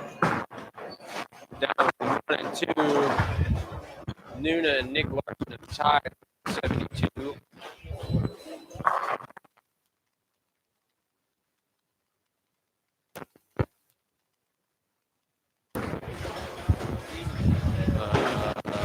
Josh McFall has lost to Jordan Frazier, 130 to 161.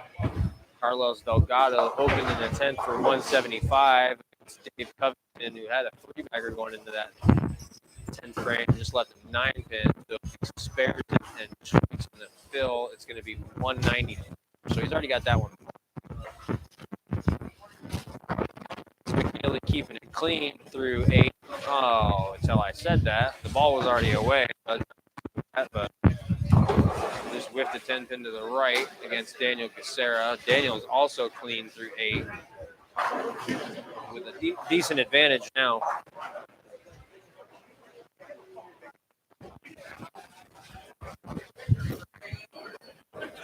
Good boy, Joe.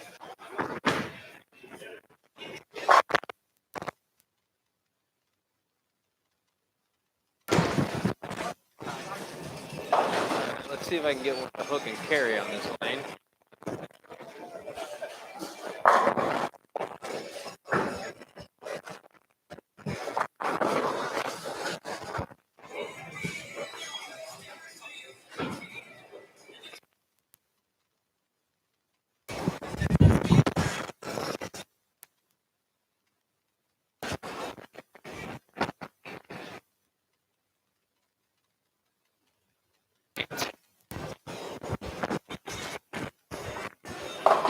I can see mine.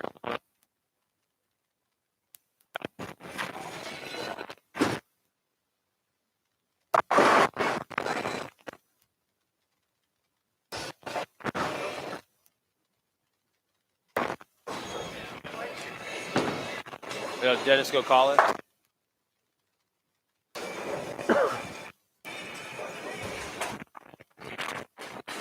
Brandon and Jonathan. Game, but Brandon's going to get him here in the third game. Sorry, Dennis.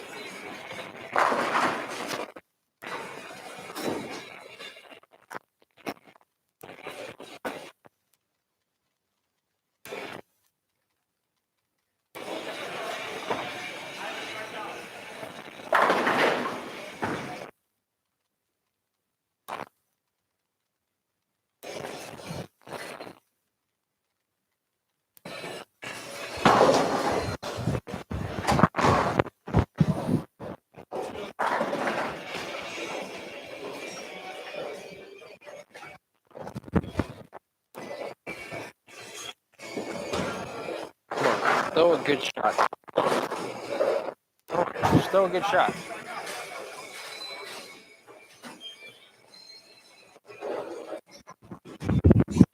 There's a good shot. Hook!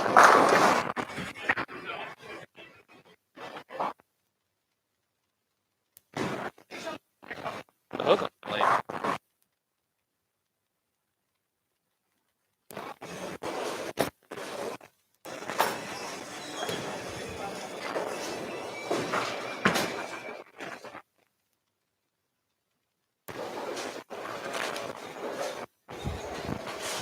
Right. 9 to win.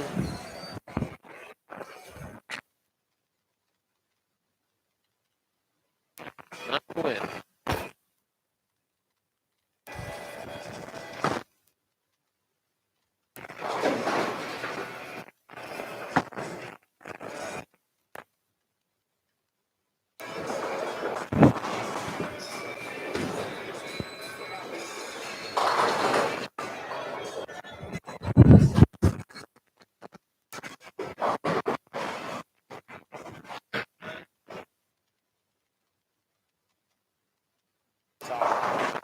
We went 8 to tie. Okay.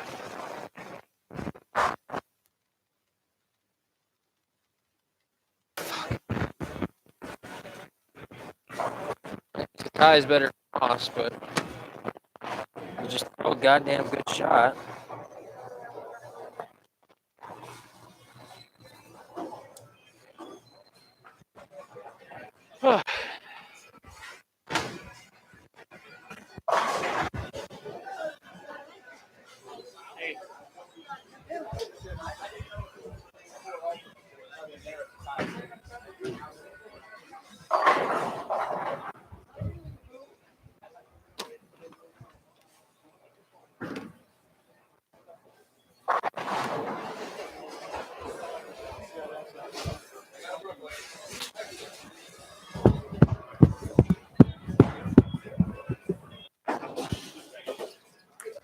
this is going to be interesting.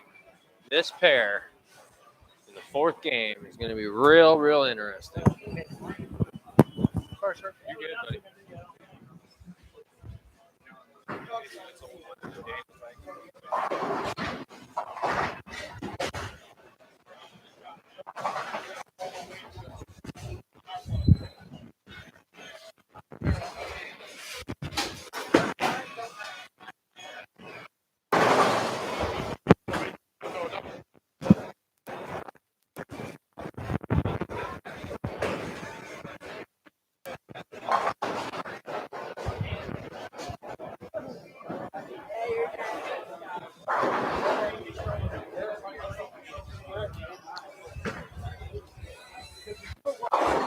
And what we just came off of was basically what we were doing on the fresh on this pair. This pair being 1 and 2 that I'm going back to. I get Tyler Altman on this game. Thankfully, he was not just on this pair also. I have a plethora of options in my head here. I know for a fact that lane 1 is going to be hooking a lot more than it was when I left here. Lane 2 is probably going to be hooking at least a little bit more than it was when I left here.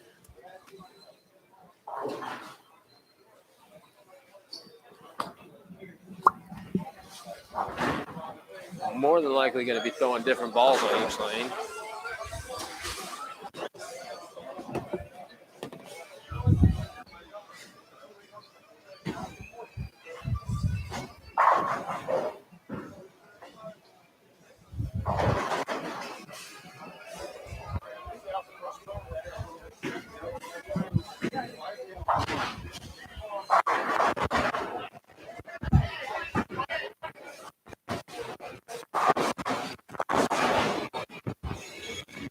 Good game.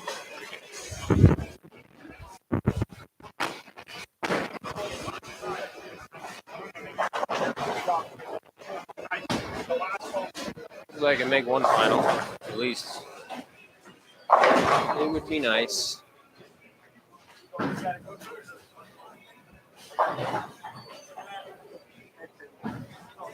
Johnny Rack beat him. That time it was that house in the hills or something, like up in the, you ever hear of it? A town called Howie in the Hills. It's like in Central Florida. That's where it was. I'm like, Howie in the Hills. Well, we made one final at least. I mean, there's a ton of brackets. I'm still looking through them. No.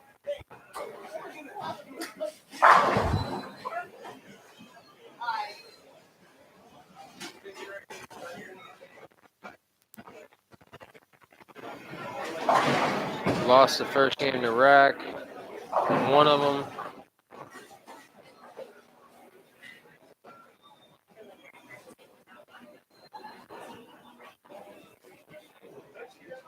One final there.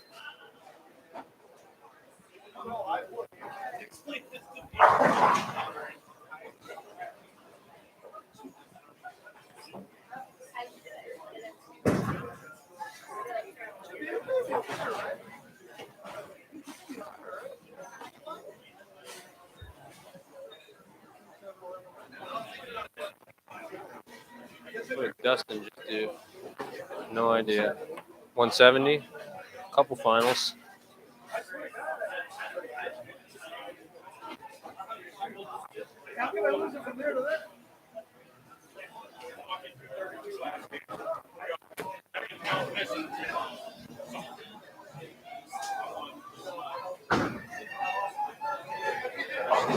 Jake, you don't know. Jake Schwartz. Okay. 2 and 2 is not bad.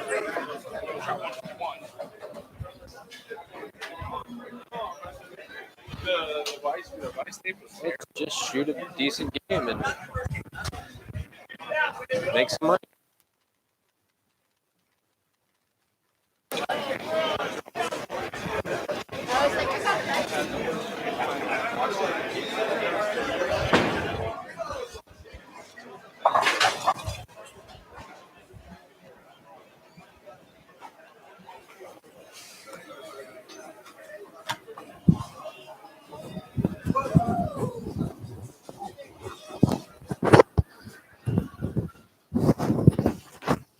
pattern for the next scratch one tournament? Give me a few minutes. I'll let you know. Okay. I usually go what's coming up at a beach. Got it.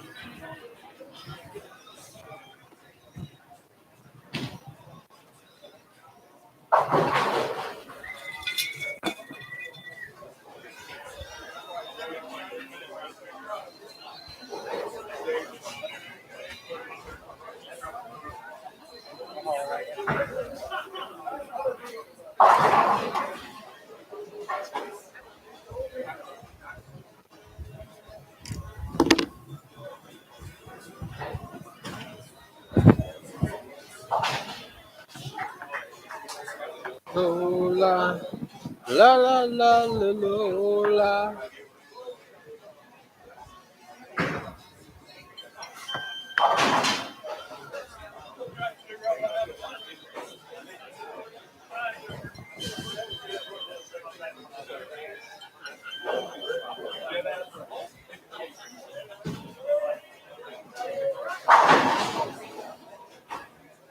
La la la la Lola.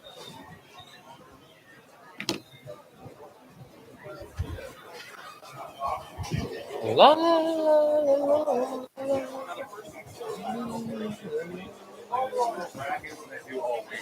Oh, I know. There's more brackets than Beacon Bowl seats all. It's nuts. It's fucking nuts.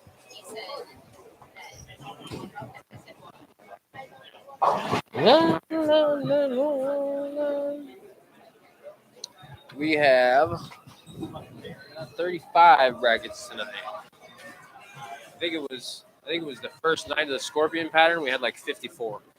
It was sick. They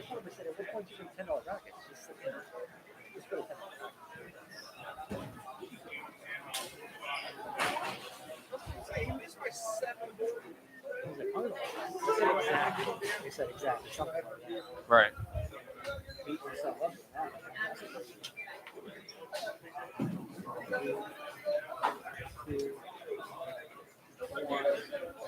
Any normal human being, I said all the time, they go to school, Yeah, right. and including ones that I'm school.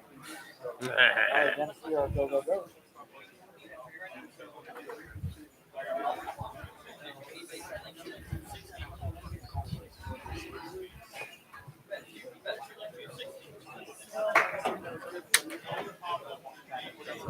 This fucking close. I said this close. Were you here last week? No, I wasn't. Oh yeah, you don't even know what I'm talking about then.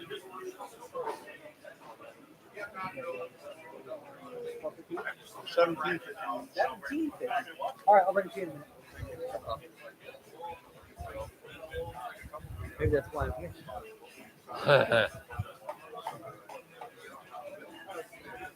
I could be why. To restrain me. Not to restrain. No, We're trying to kill each other. That's an indication. Wasn't much else you could do on the side. I mean, you're in all but 3 brackets.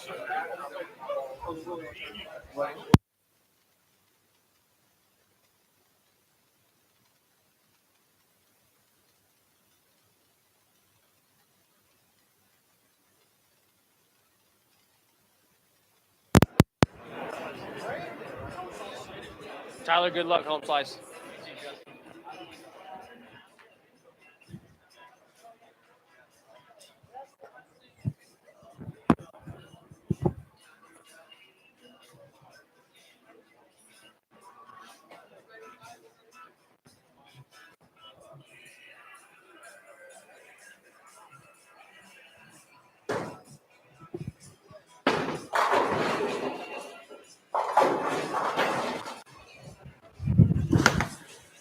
Look, oh, there we go.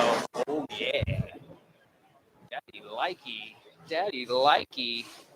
Daddy likey.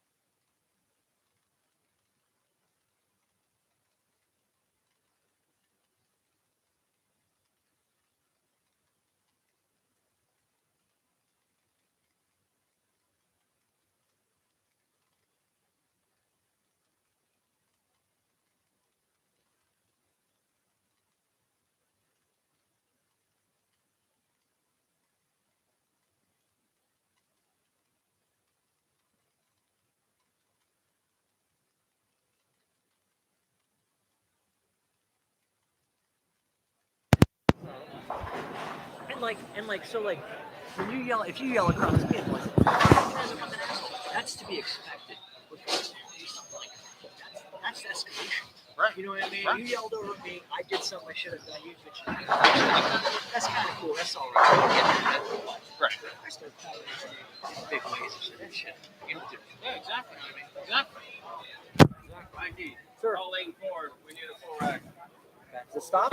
Jammed up. It's like lane 4 with the full rack on 4. On 11 and 12, all of the balls are down there still. Ruh-roh. Coming up soon, sir. Coming up soon. We also need a ball return on 11 and 12 and everyone is there. Ball return on 11 and 12, please.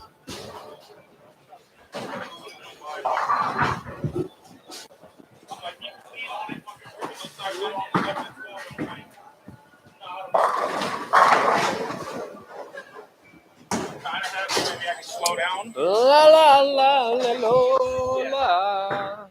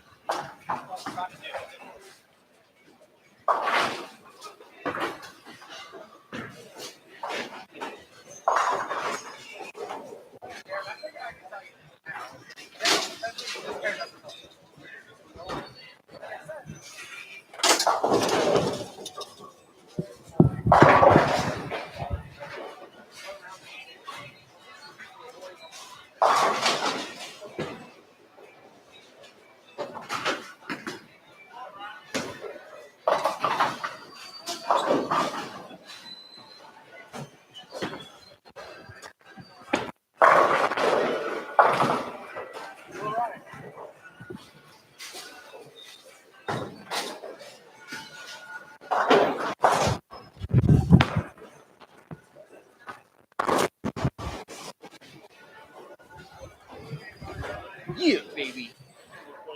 Thanks, sir. All right, now that we're settled into this fourth game, I'm going to give you a rundown of who's where. You got Tyler Altman against myself on 1 and 2. John Syverson against Ron Richards, who pre-bowled for this game, and I just saw his score, but I won't give it to you yet. And Donnie Schwartz Jr. against Joe Barna on 3 and 4. We've got James Kreutz against JJ Feather. I believe that's going to be John Rakowski against Joseph Gardado, and Darren Best against Dustin Valentine. On 5 and 6, we've got Chuck Nuna Williams against, I believe that's going to be Donnie Schwartz Sr. Brandon Rucker against Jordan Frazier pre-bowl. And Dave Covington against Brad Zielinski. On 7 and 8, we've got Bobby Hamilton against Daniel Gassera. Excuse me. Scott Chikoski against Davion Williams. On 9 and 10, we got Scott Whiteleather against Wes Brad Stewart and Wayne Toplin.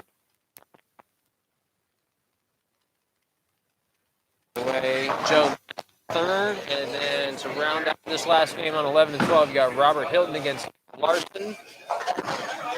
Excuse me. It's another repeat match from John Falls and Carlos Delgado.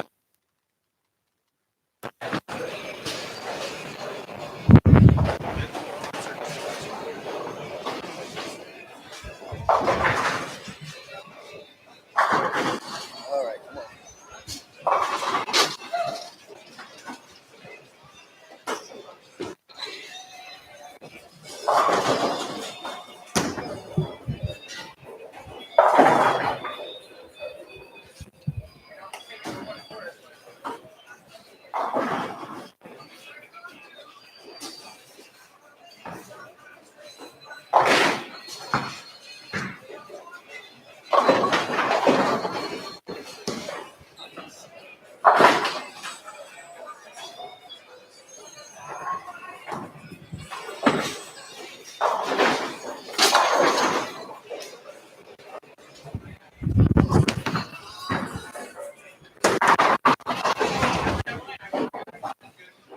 way around that ball. Way around that ball. Thanks, Joe.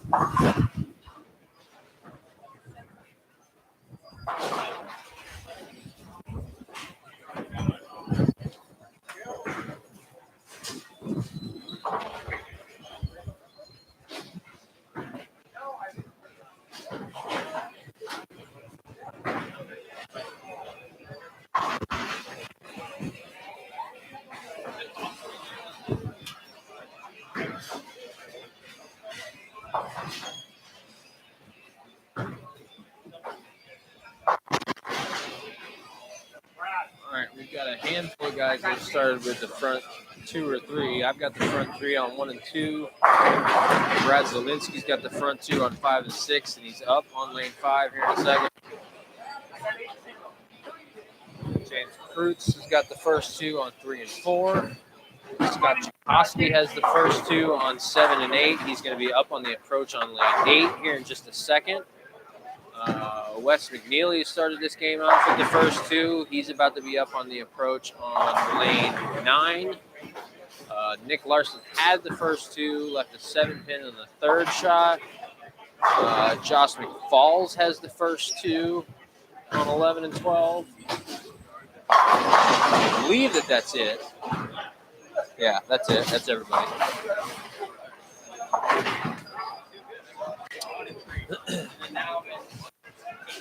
La la la la la.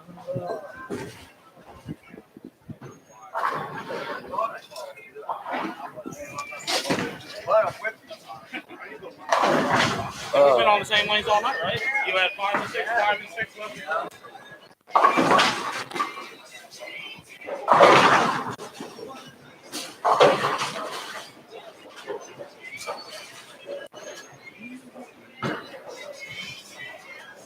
That's been the overwhelming theme of the night on every pair.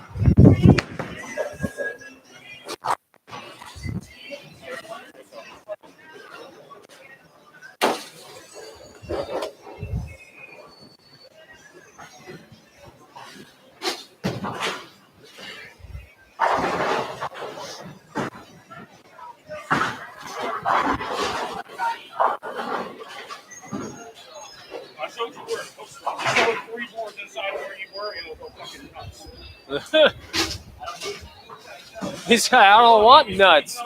Split the difference. Go 1.5, and it'll go half nuts. I just watched his shot. I'm like, okay, I'll pull it a little bit inside of that. 5,000 fucking million miles an hour left. I need to. I hit what I want.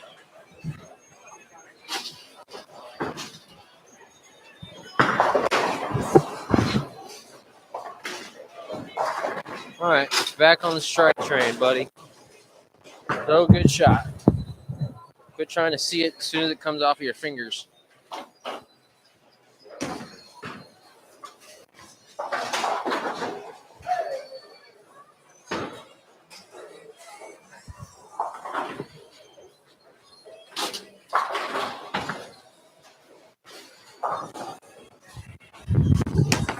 That's a good ball. Come on, baby.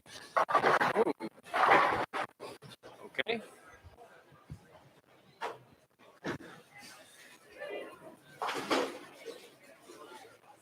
All right. That was a good ball.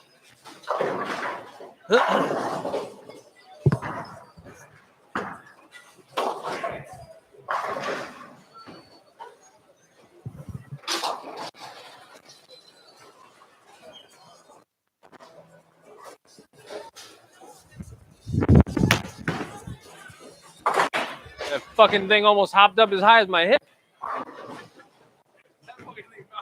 Way the fuck up there.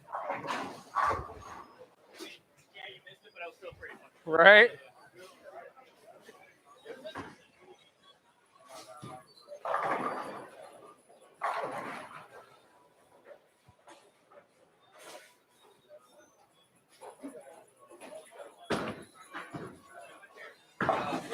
Woof. Jesus. All right.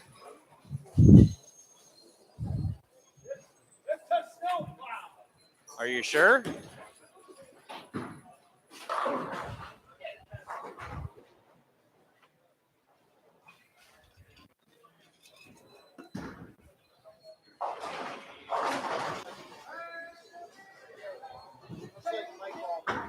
Albee? Okay. What's the distance on that? 39?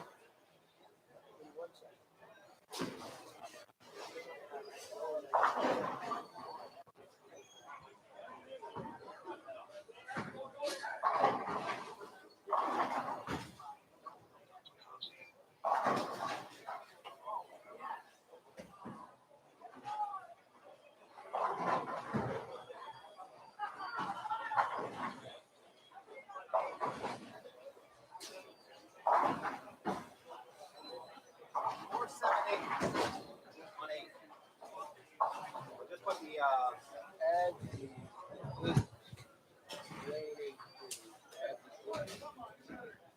that pen. Garbage can go to work.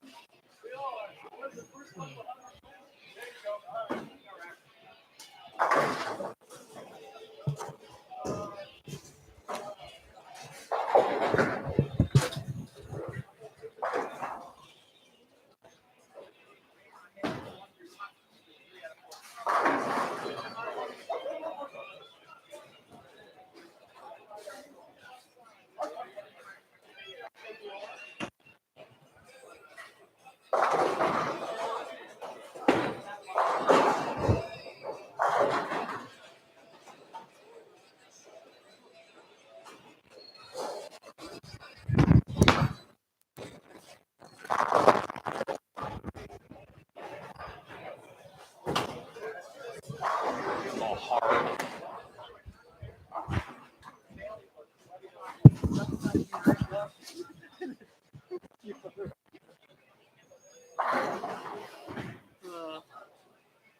You're real short on the left side. Blind guy get his ball in the middle. What the fuck was that? It's a 4-to-1 pattern, 39 feet. 39? Okay, cool. So I was gonna mention it during the break in between games 3 and 4, but we were trying to get the pattern so I could let you guys know. Every third Saturday of the month, which I believe that this coming month in August would land on the 20th, we have a 6-game scratch. What the hell just happened there? 6-game scratch sweeper. It does have a cut to the top 5 for a step ladder, but it's 6 games. I believe it's $85 or $80 entry scratch bowled on sport patterns. This coming month is bowled on the Mike Albee pattern. It's going to be 39 feet long. It's 4.1 to 1. $80 entry. There is brackets. There is Nassau's, and I believe that they do an eliminator also. A lot of the times it fills up, but not necessarily every time. We usually get a bunch of the Weber kids down here to bowl in it. But yeah, come on out, try your luck. Check in at 2, bowl at 3 on Saturday, August the 20th. Da-da-da-da. Cat scratch fever.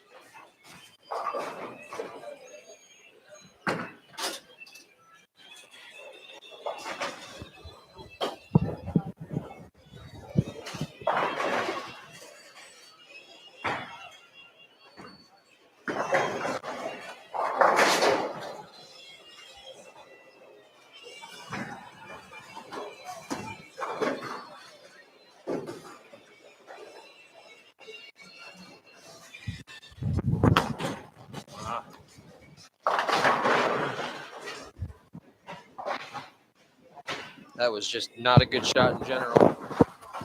Not a good shot in general. There was nothing good about that shot.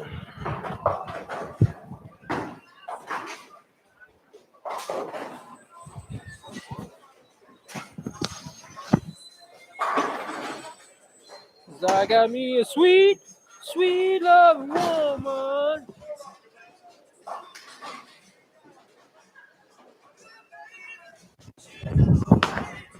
That's better. Better execution on the spare. You got to throw it like that on the first shot, bro. Some kind of wonderful. Yeah, yeah, yeah, yeah. Get everybody in the building, right? That's what I'm saying, away from the door. You go stand with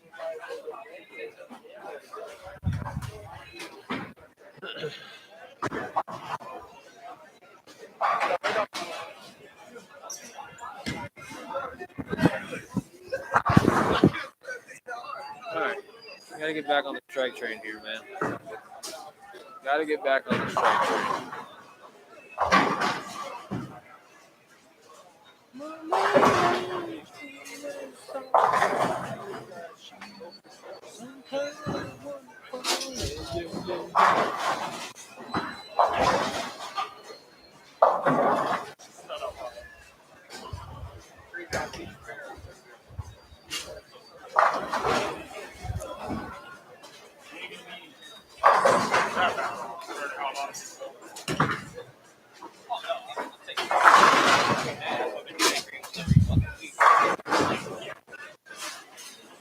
Shot.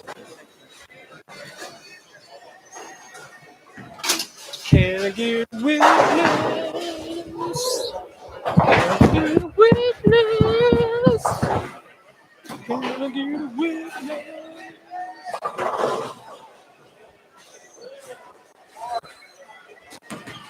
All right. Real good.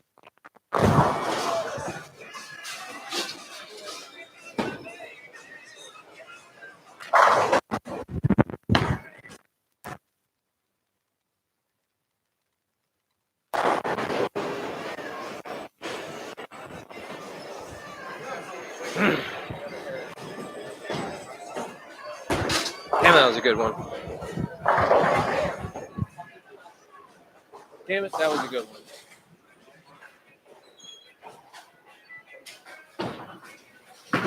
Ring 10.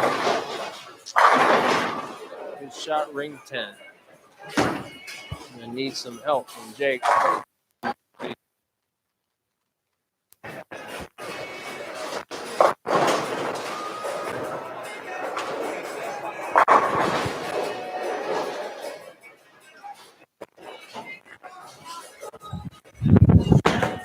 Stay out there. If it wasn't for that sweep, I'd have a souvenir. If it wasn't for that sweep, I'd have had a souvenir.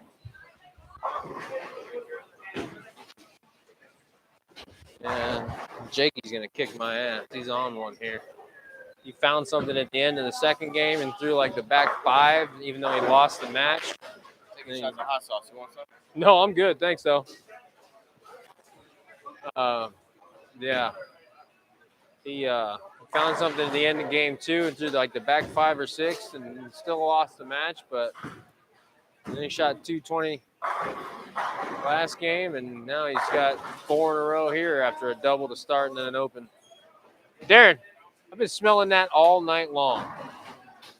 If you stand right here, you smell that. If you go down there, you smell doo-doo. That dude was at the corner earlier, bro. That dude came in smelling so loud, I was like, damn, this just smells good as fuck. Right?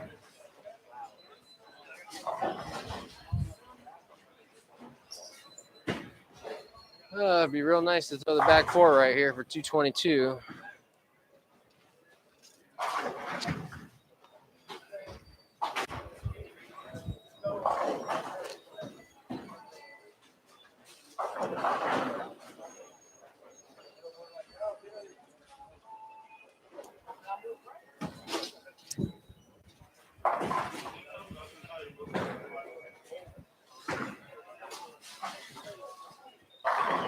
That was a nice shot there by Joe Barna.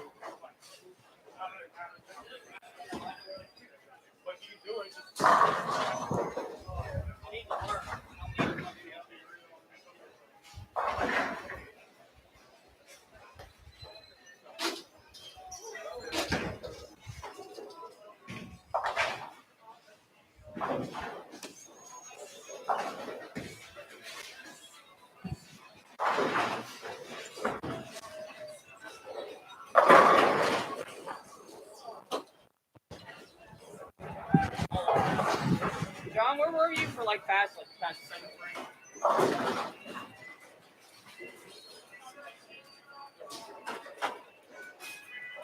All right, throw a better shot than the last one you threw on this line.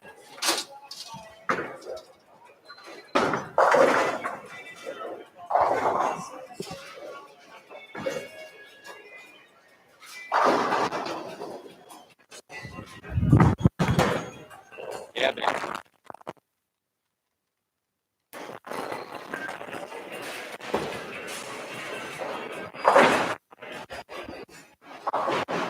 Look at the fucking dude reaching down there with the stick. I think he's trying to poke balls and shit out of the way.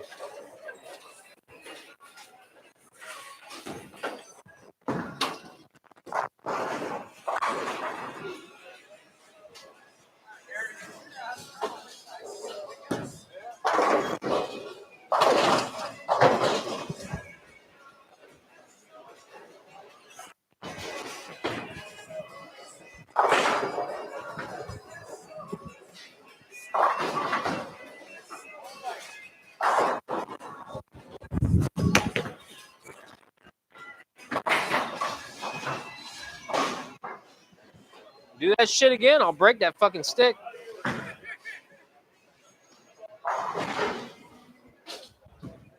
Well, that sucks. I'm gonna win the match, but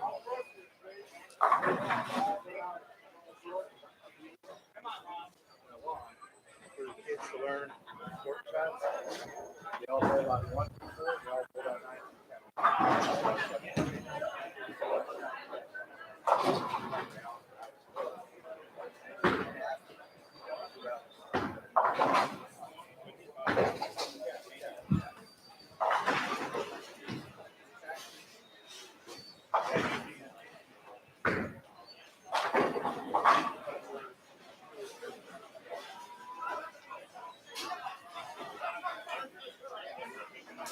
Darren,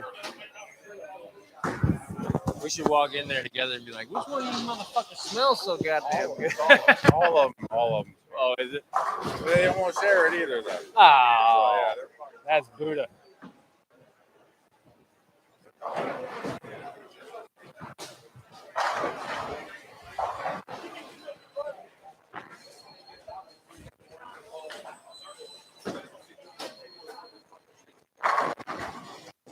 Kid's on one. Kid's on one. Signal, a huge game going on 11 and 12. Started out with the front two, then he opened. Now he's got a 5-bagger going into the 9th frame.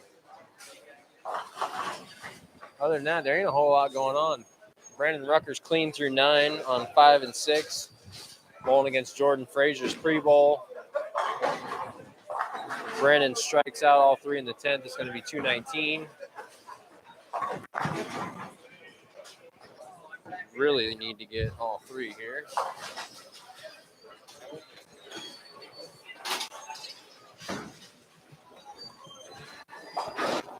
Baby's all right. Baby's all right. Go for it, Rack.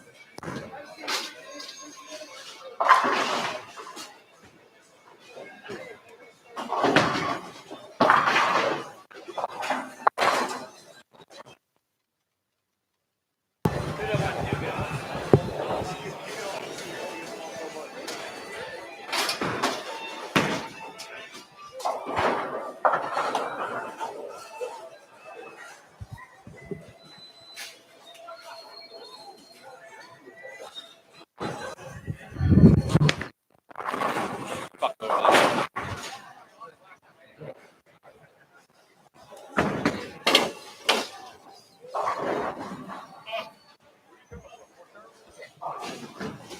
Hold on, Joe.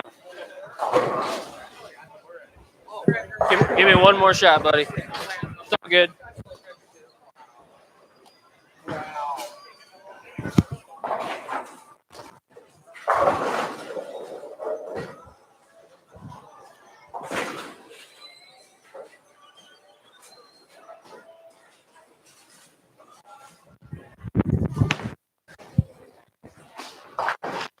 Jesus Christ, Justin. Fuck! It's not that fucking hard to hit your goddamn target, man. Jesus.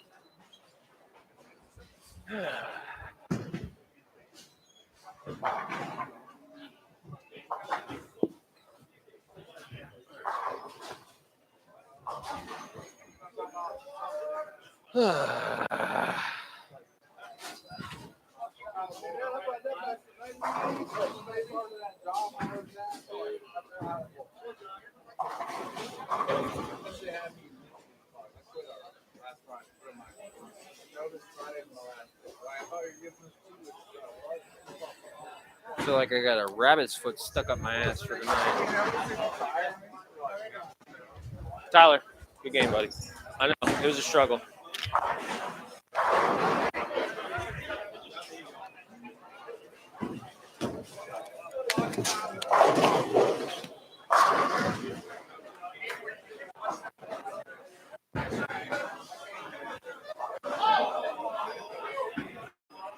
All right, we're done 1 and 2. I beat Tyler Altman. John Syverson has beat Ron Richards 174 pre-bowl. Donnie Schwartz Jr. and Joe Barna are Donnie's going to win. Joe Barna can strike Phil for 152. Donnie Schwartz Jr. has 141 in the 8th, spare in the 9th. On 5 and 6, they're finishing up.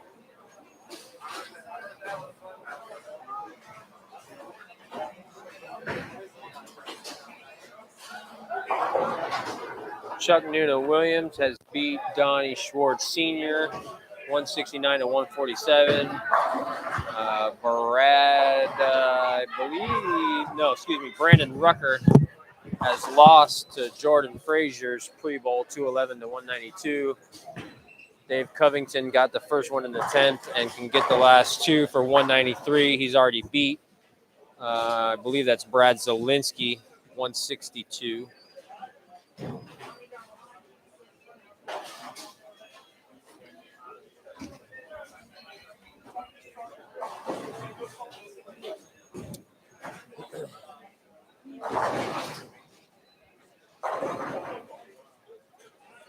Seven and eight's getting into the 10th frame. Bobby Hamilton just missed the head pin right.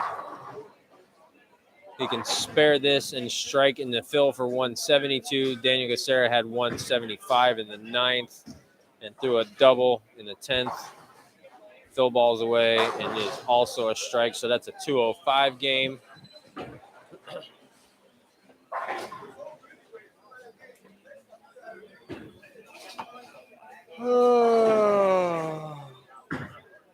Nick Larson threw his first shot in the 10th frame in the gutter. He could pick it up and strike for 213, bowling against Robert Hilton. And a flat 10 pin. So I believe that's going to be a 201. Robert Hilton can get all three in the 10th for 202. That's a tight one on 11 and 12.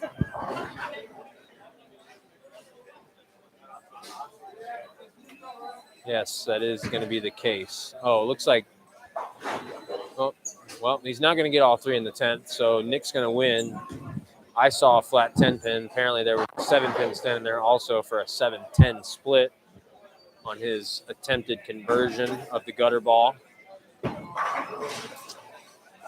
Back down to 7 and 8. Scott Chakosky strikes in the 9th and can strike out in the 10th for 196 against Davion Swinney. Davion got the first one in the 10th.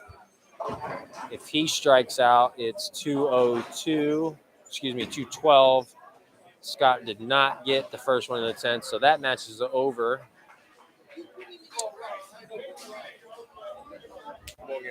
Okay, good ball. Yeah, that's right. I never said anything to you. Good ball.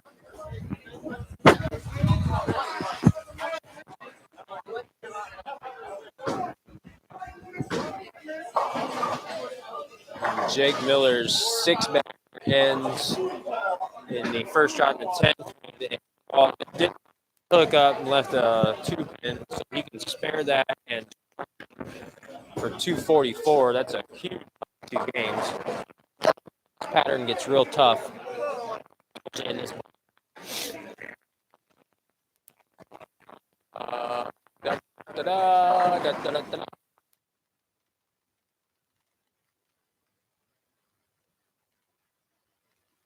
quietly got himself game on 7.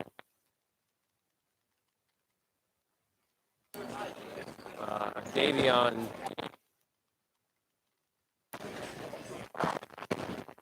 a W for Davion.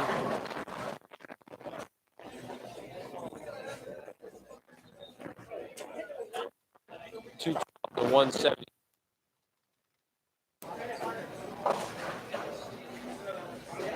Jake Miller's going to beat Josh McFalls no matter what happens in the ball. Josh shot 184. Jake can strike for 244. I already said that. Right now, struck in the 9th, can get all three in the 10th for 194 against Carlos Delgado. Carlos can strike for 182.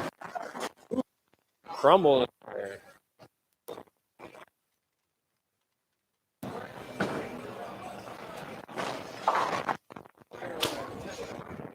Jake 10 pins in the 43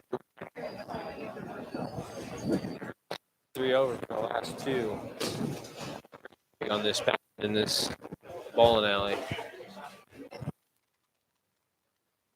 For James Cruz has shot 236 against JJ Feathers 163. John Rakowski is up on lane 3 right now, striking the 9th. He can get the 3 in the 10th for, I believe that would be 213 against Joseph Guardado, who's already done, shot 179. So that's more or less already a win for John. Wes McNeely can strike out in the 10th on 9 and 10 for 200 even against Scott Whiteleather. Conversion there by Carlos Delgado.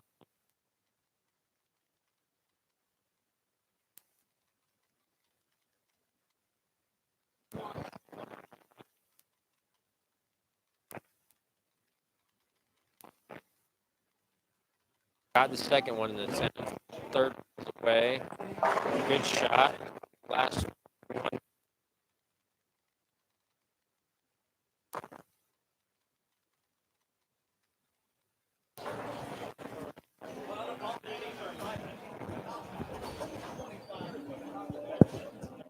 Drink whiskey. Be the day that I die. So be the day that I die.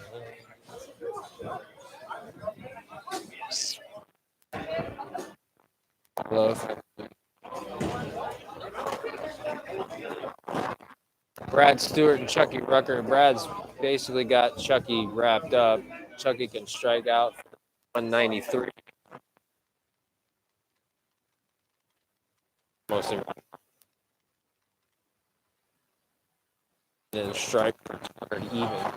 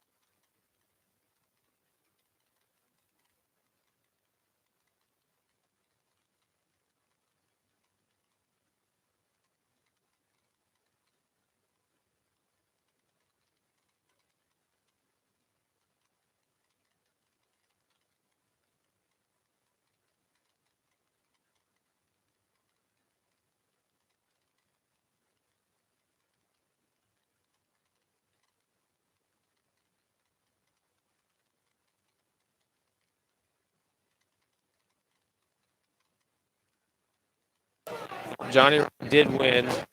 Shot 92 against Joe's Garbanos. One.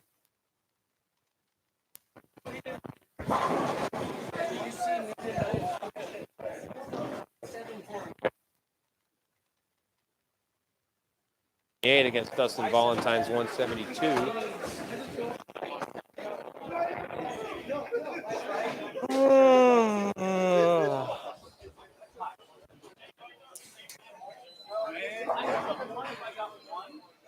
Shot, three-bagger win. Had a boy, Nuna.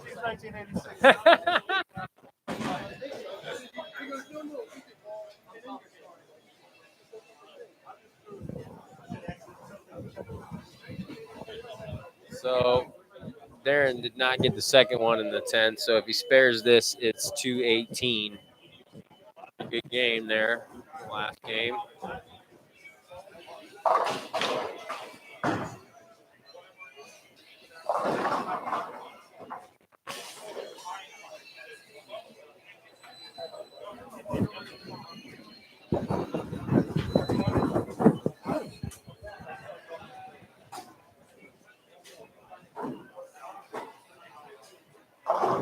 Wes McNeely left a 2.810 in the first shot in the 10th frame.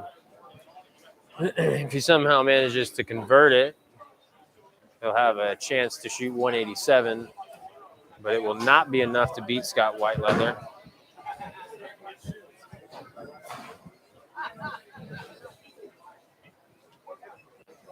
So Scott's going to get the win there, 199 to, I believe it's going to be 174. And that clears the way for Chucky Rucker and Brad Stewart. Brad can strike out for 200 even.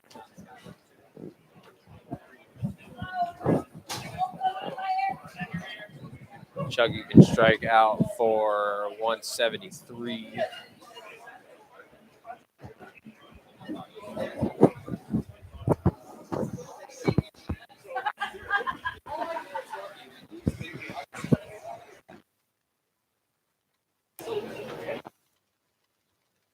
return here on the right lane on lane 10. Going on phase 2, I believe that is. Ball hooked up. So if he spares that and strikes in the fill, it's 188. He will beat me in a bracket by 1 pin.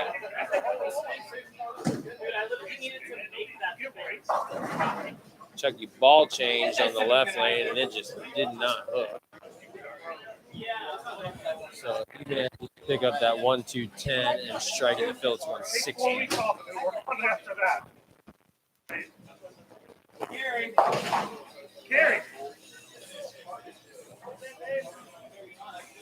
Wow, I just got lucky. I just got lucky that Brad chopped that. He's still going to win again. Cost him 1 bracket for me, and however many other he made.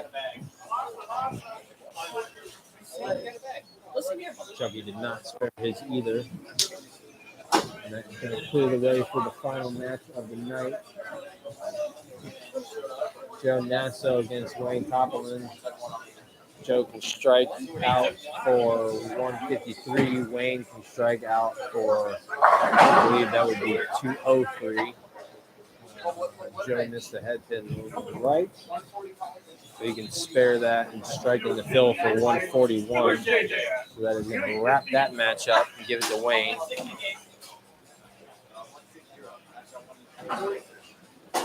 He knew it, so he didn't really even try to shoot the spare. So Wayne has won this match without even throwing a ball in the 10th frame yet. Big strike there in the first shot in the 10th frame.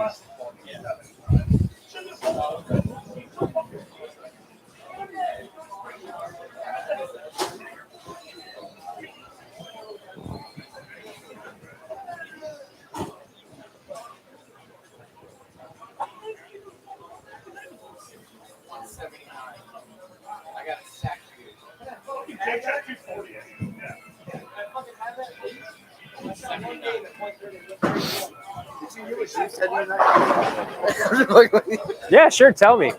He's here too. I thought he left.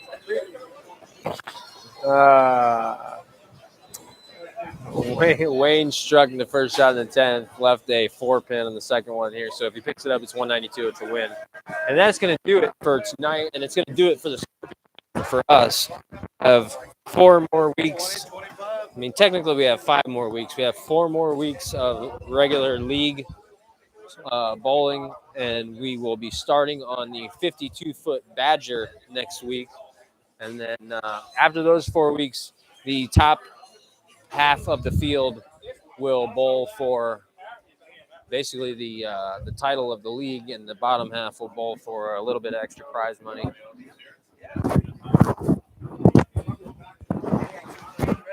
Nice. I went 3.5 and a half. I tied Bobby. Oh, 3.5. Yeah, so I tied him in the third game, and then I won all the rest of them. So I needed it because I was down towards the bottom. Yeah. Hey, I'll see you next week. Cool.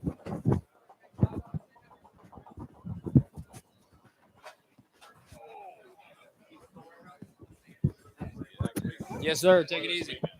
Yeah, maybe. I might come up here and practice on the new pattern. Yeah, I probably should.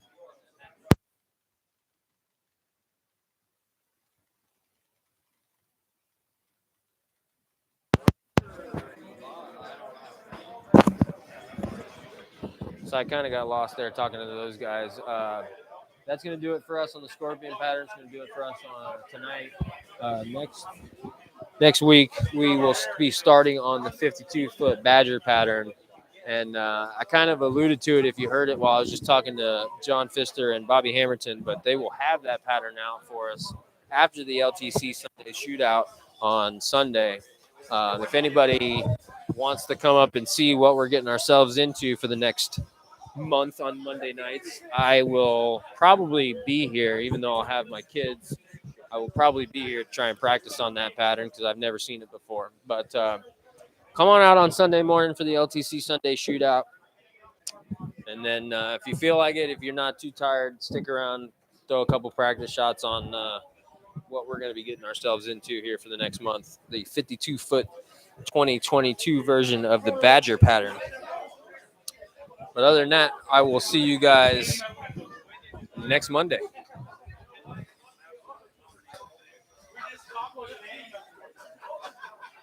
Because after you throw 3 shots off, you got all that. That means you're 100% right.